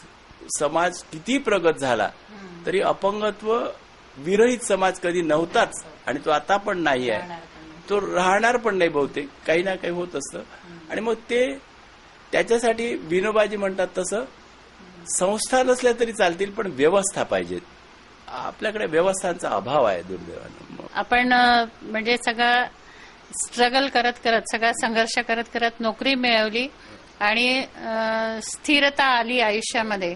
आणि मग त्याच्यानंतर वैवाहिक जीवन कसं, म्हणजे विवाह जुळवताना आपल्याला पुन्हा त्या गोष्टींचा सामना करावा लागणार असणार. म्हणजे आमचं काही लव्ह मॅरेज नाही, प्रपोज मॅरेज आहे.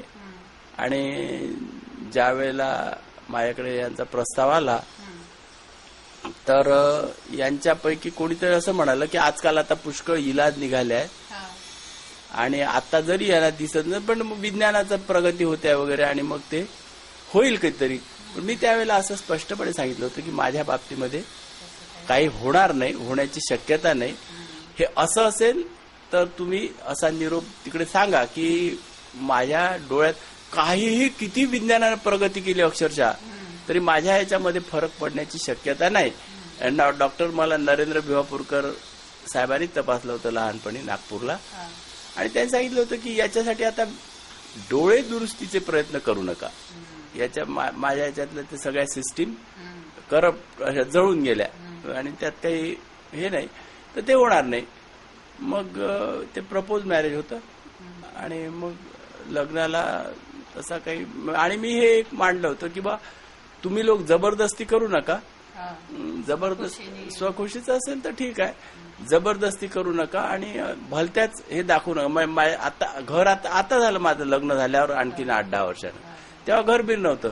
पण म्हटलं ज्या घरात माझ्या भावाच्या घरी आम्ही राहतो तिकडे प्रभात कॉलनी, पण ज्या घरात बसून तुम्ही हे करताय हे माझं घर नाही, हे माझ्या भावाचं घर आहे, यात माझा काही संबंध नाही. दुसरं मला पगार मिळतो, पण त्यावेळेला मला 82-83ला रेग्युलर मिळत नव्हता, काही तांत्रिक अडचणी होत्या. पगार मिळत होता पण तो रेग्युलर 2-4 महिन्यातून एकदाच मिळायचा तो. तर मी हेही सांगितलं होतं, लपवून ठेवू नये. माझं असं आयुष्याचं धोरण असं राहिलं की खोटं बोलू नये शक्यतो. खोटं बोलल्यानं भलं होत नाही, एखाद्या वेळेला त्रास होईल, पण एकदा बोलून चुकलं की मग त्याचं काही राहत नाही.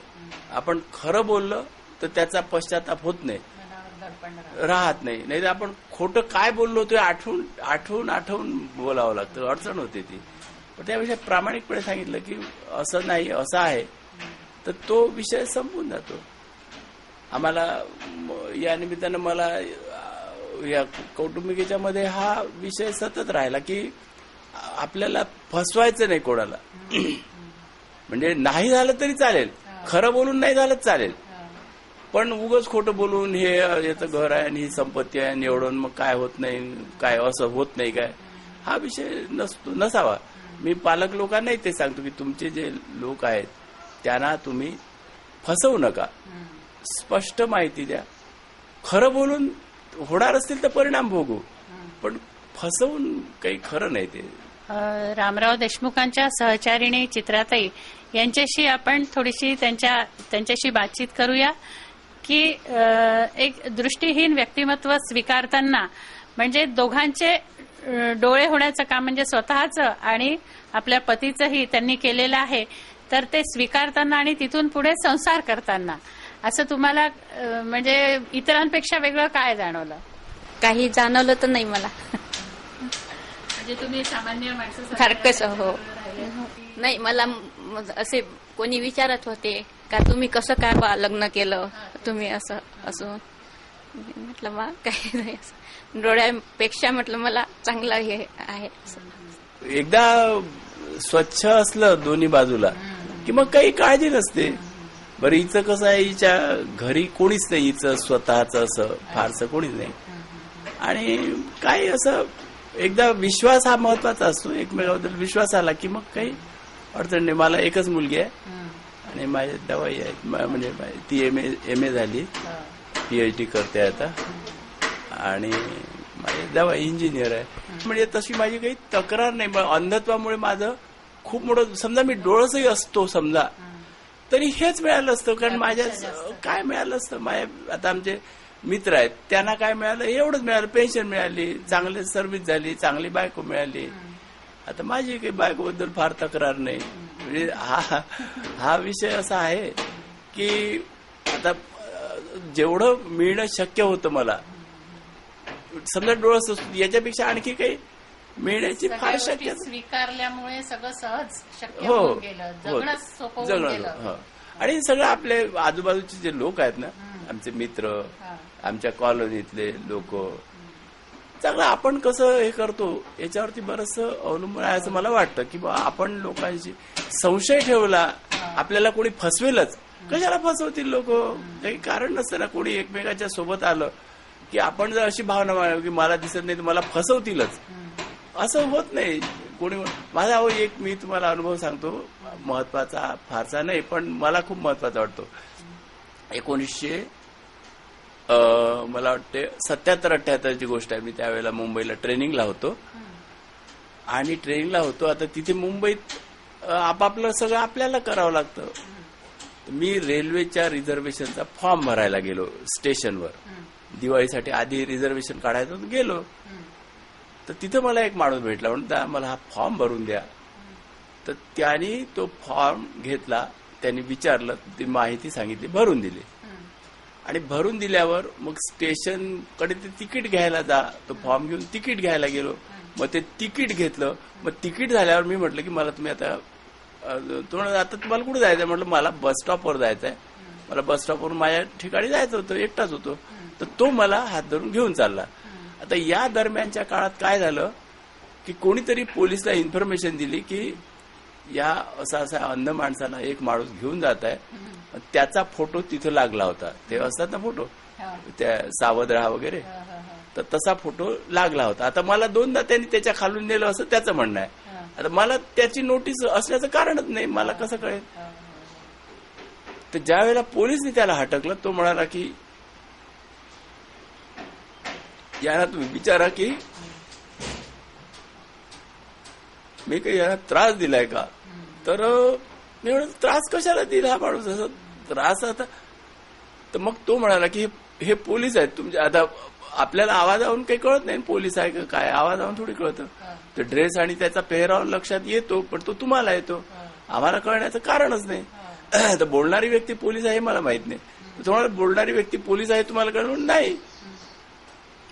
तर म्हणाले की तुम्हाला माहित नाही, मी तुम्हाला 2दा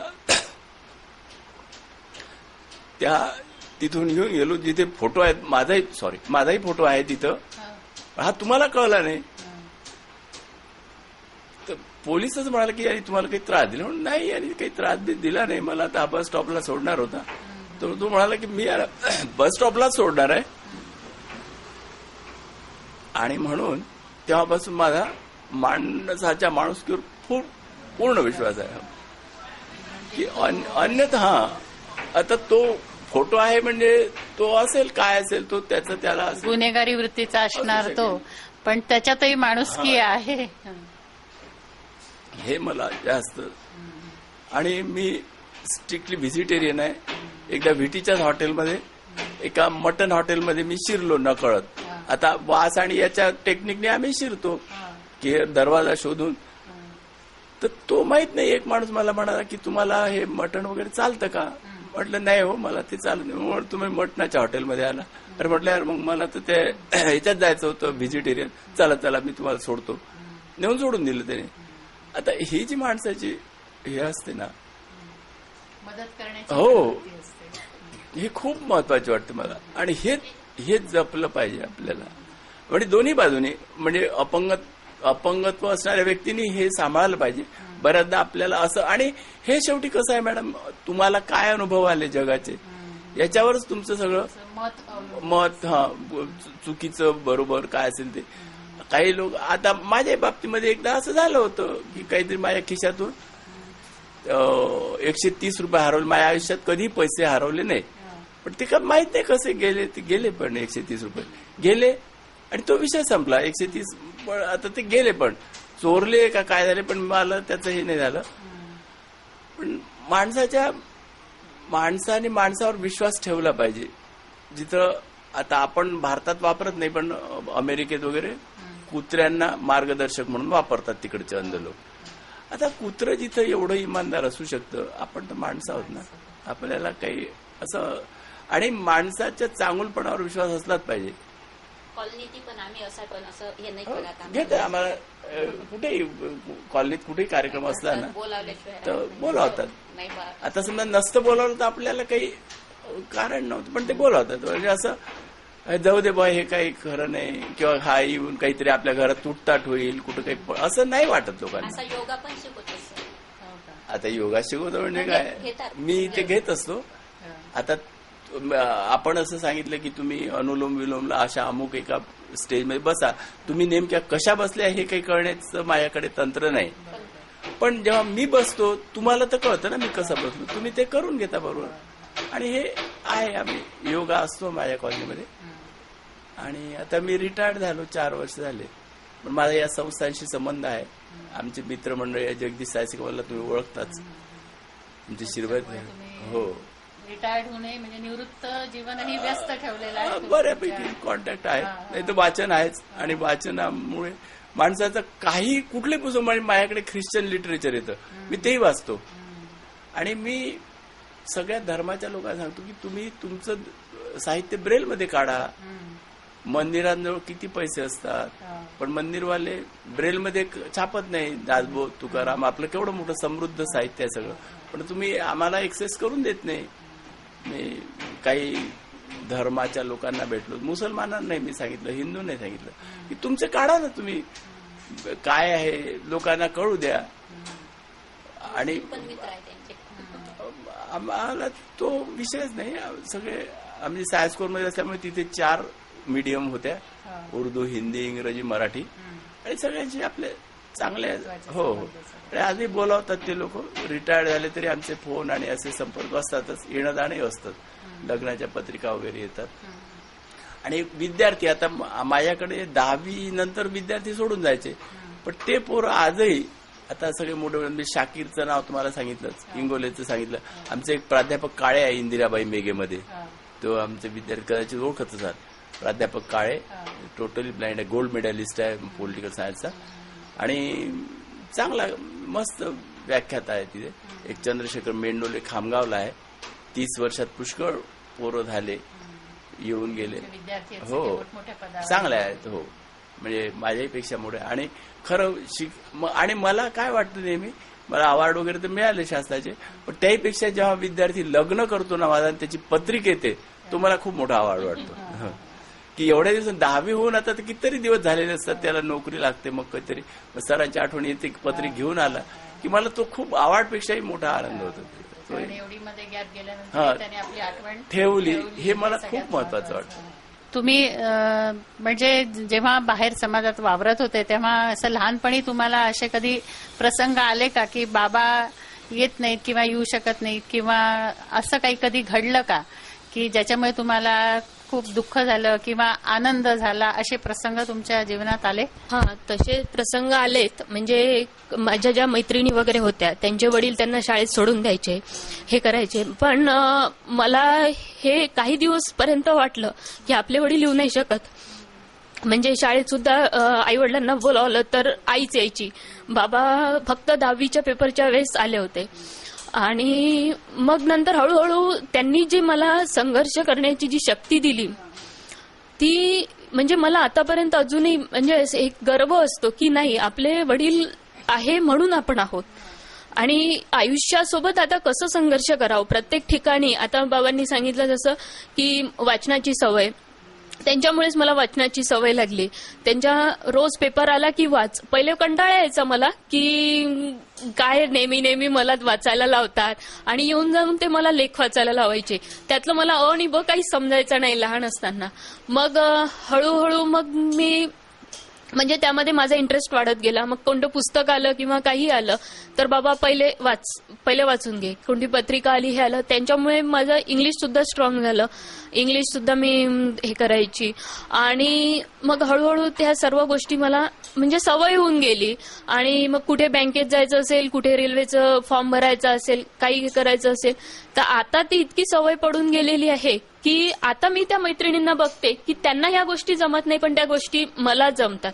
तर यामागे कुठेतरी बाबांचाच पूर्ण हे आहे. स्वावलंबन शिकवलं. हा, बस बरोबर. आणि स्वावलंबन आणि प्रामाणिकपणा हे दोन्ही गोष्टी बाबांकडनं शिकल्या. आणि त्यांच्यामध्ये जी सकारात्मक जो दृष्टिकोन आहे तो कुठेतरी अजूनही माझ्यामध्ये आहे. म्हणजे तो जो म्हणतो तो सकारात्मक दृष्टी. हा, कुठलाही प्रॉब्लेम आला तर त्याच्याकडे पॉझिटिव्हनी कसं बघायचं, ते कसं हसण्यावरही न्यायचं. कुठली गोष्ट आली तर ते बरोबर मला त्याला कसा सॉल्व्ह करायचा तो प्रश्न ते व्यवस्थित मला सांगतात. तिला म्हणजे एक वेळ म्हणे मला म्हणे आई म्हणे सगळ्यांचे वडील म्हणे घेऊन जातात म्हणे गाडीवर, लहान होती तर मला आई माझ्या बाबाला आलं असतं म्हणे हे करता, मला नेलं असतं म्हणे बाबांनी. एक वेळ तिला 50 पैशासाठी दुकानात नेलं होतं सर त्यांनी लहान असताना.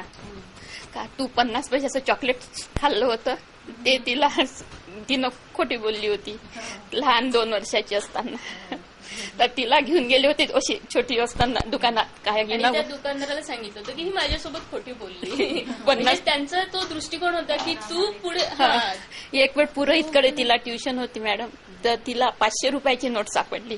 तर लगेच तिने सरांजवळ नेऊन दिली. सर म्हणे हे म्हणे कोणा तरी मुलांचे पडले असं नाही म्हणे.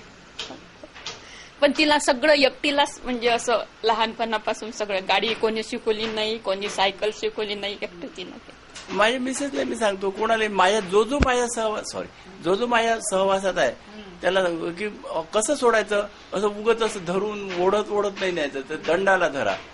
आणि ते टेक्निक आहे मोबिलिटीचं की दंडाला धरा. त्यांनी काय होतं, तुम्ही पायरी आहे असं सांगतात, त्याच्या चालण्याची खूप जाहिरात, पायरी आहे दार, तसं नाही. तुमच्या दंडाला इथे असं धरलं की तुम्ही सरळ चाला. पायरी आहे एवढं सांगून चालत नाही. मग ती उंच आहे का खाली आहे हे तुम्हाला वेगळं सांगण्याची काहीच गरज नसते. असं इथे दंडाला धरलं की ते सगळे संकेत आपोआप मिळत असतात. हे टेक्निक आहे. आणि सगळ्यांसाठी काही एकदम असं त्यांनी काही मोठा फरक पडत नाही. एखाद्या माणसाला बाईने हात धरून नेला किंवा माझ्या मिसेसनी नेलं एखाद्या माझ्या मित्राला, माझ्यापेक्षा लहान असेल मोठा असेल, तर त्यांनी काय असा काही फरक नाही पडत. किंवा माझ्या मुलीला ती सवय, तिला सवय म्हणून तिच्या मैत्रिणींना पण तशीच सवय आहे. हा एक भाग असतो. आणि हे वेगळं शिकवून येत नाही, हे आपोआपच येत असतं. लोक एकमेकाचं पाहून शिकत असतात. आणि तो निकोप दृष्टिकोन असला पाहिजे. काही एकदम हाताला हात लावला म्हणजे काही एकदम बुडूनच जाते का सगळा संसार, असं काही नसतो भाग. लोकांच्या मध्ये तो एक असू शकतो. असणं काही चुकीचं नाही. चुकीच्या गोष्टी पण ते त्यांना उगाच त्यांच्या भावना दुखावून ते करण्यापेक्षा आपण एकदा उदाहरण घातलं. सायन्स कोरमध्ये सगळ्या स्टाफला अशी सवय होती, कुठल्याही अंध विद्यार्थ्याला ते असं हाताला धरून नाही नेणार, तर आपला दंड त्याच्या इथे देतील असा आणि त्याला घेऊन जातात. काही पायरी सांगावी लागत नाही, काही नाही. आणि हे आपोआपच होत असतं. हे खास प्रशिक्षण देऊन या गोष्टी होत नाहीत, त्या पाहून सवरून शिकत असतात लोक. त्याचं कारण एकदा सांगितलं की मग स्वच्छ होतं. माझ्या कॉलनीतही लोकांना बहुतेकांना तशीच सवय आहे. म्हणजे नवा कोणी विद्यार्थी आलाही माझा, त्या मगाशी तुम्ही नागेश्वरापाशी थांबला ना, माझ्या पोरांना बरोबर माहिती आहे की अस्मिता शाळेला पाठ लावून सरळ आत घुसायचं की ते येणार बरोबर नागेश्वर विचारणार, नागेश्वर मंदिर कोणी सांगतं आणि नागेश्वरापाशी घर सांगतं, नागेश्वरातले लोकही सांगतात की त्याला आणूनही पण सोडतात पुष्कळदा. हे असंच असलं, एकमेकाच्या सहकार्याने सहज जगता येते. म्हणजे फार त्याचा काही वेगळा हे करावा लागत नाही. त्याचा बाऊ कसं करून जगता येणं शक्य होणार नाही, ते कठीण होईल ना.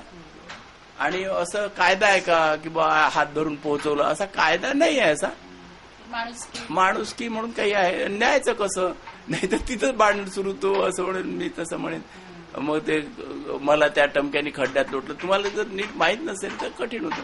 पुष्कळदा आपण इन्स्ट्रक्शन देताना एकमेकाच्या विरुद्ध बाजूने असलं, तुम्ही काय सांगता की डाव्या हातावर ये, आता डावा हात कोणाचा, तुमचा का माझा, यात कन्फ्युज होतं. आता ह्या गोष्टी सहवासाने येतात. तर प्रत्येक वेळी असं काणे मॅडमचा मी विद्यार्थी आहे. पसी काणे नावाचे प्राचार्य होते आणि पुढे त्यांचा मुलगा आता नागपूर विद्यापीठात कुलगुरू झाला. तर ते पसी काणे सर म्हणायचे की जग हे प्रामाणिक लोकांचं आहे, 5% लोक प्रामाणिक असतात, त्याच्यावर जग चाललेलं असते. ते मला त्यांचं वाक्य नेहमी लक्षात राहिलं की असतातच काही, किती वाईट परिस्थिती आली तरी चांगले लोक त्यात सापडतातच. आपापल्या याचा भाग असतो, नशिबाचा भाग असतो. तुम्हाला चांगले लोक सापडतातच. पण आणि फार कोणावर राग धरण्यात काही मजा असते. अमक्याने मला मदत केली नाही म्हणून तो दुष्ट आहे, असा आहे, काय त्याची काही अडचण असू शकते. मी तुम्हाला म्हटलं की मला क्रॉस करून द्या, पण तुमचं काही तिकडे महत्वाचं असेल, तुम्हाला ती प्रायोरिटी असू शकते. म्हणून मग मी तुमच्याबद्दल असं धरणं हे बरोबर नाही. ते मला कळलं नाही तुमची काय अडचण असेल, पण असू शकते. आणि हे असं घेतलं ना की मग सोपं होतं. नाही तर मग ती चिडचिड होते. ह्या मला ते टमक्याला मी म्हटलं होतं, त्याला कसा माणूस आहे, मला नाही क्रॉस करून दिला, बेकार लोक आहे. तर ती भावना सारखी डाचत राहते मनात, मग त्याने स्वास्थ्य खराब होतं. त्याची काही अडचण असू शकेल असं गृहीत धरलं की मग सोपं. जीवनात नेहमी सकारात्मक दृष्टिकोन असला पाहिजे आणि प्रामाणिकपणा आणि सकारात्मकता जर असेल तर माणसाचं जीवन सहज सुलभ होते. मग भलेही आपल्यापाशी एखाद्या गोष्टीचं न्यून असो, कमतरता असो, परंतु विचारांची सकारात्मकता माणसाला उज्ज्वल आयुष्याकडे नेते, उज्ज्वल भवितव्याकडे नेते. अशीच जीवनगाथा आहे रामराव देशमुखांची.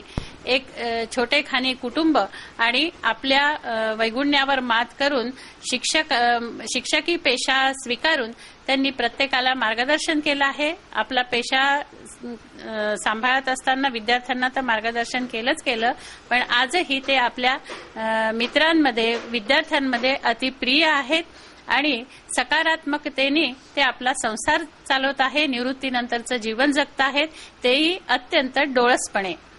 लढा अस्तित्वाचा या कार्यक्रमातून आम्ही आपल्याला अशा व्यक्तींची ओळख करून देत आहोत, त्यांचा आदर्श समाजासमोर आणत आहोत.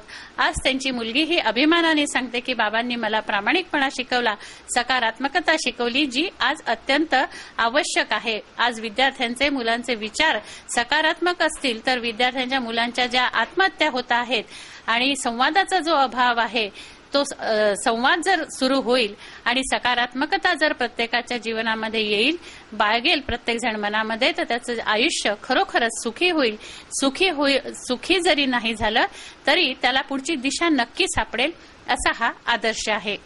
लढा अस्तित्वाचा या कार्यक्रमातून आम्ही असामान्य व्यक्तींची भेट आपल्याला घडवून देत आहे, त्यांचा आदर्श आपल्या समोर आणत आहे. आपल्या अवतीभोवती पण अशी माणसं असतील तर आम्हाला जरूर कळवा.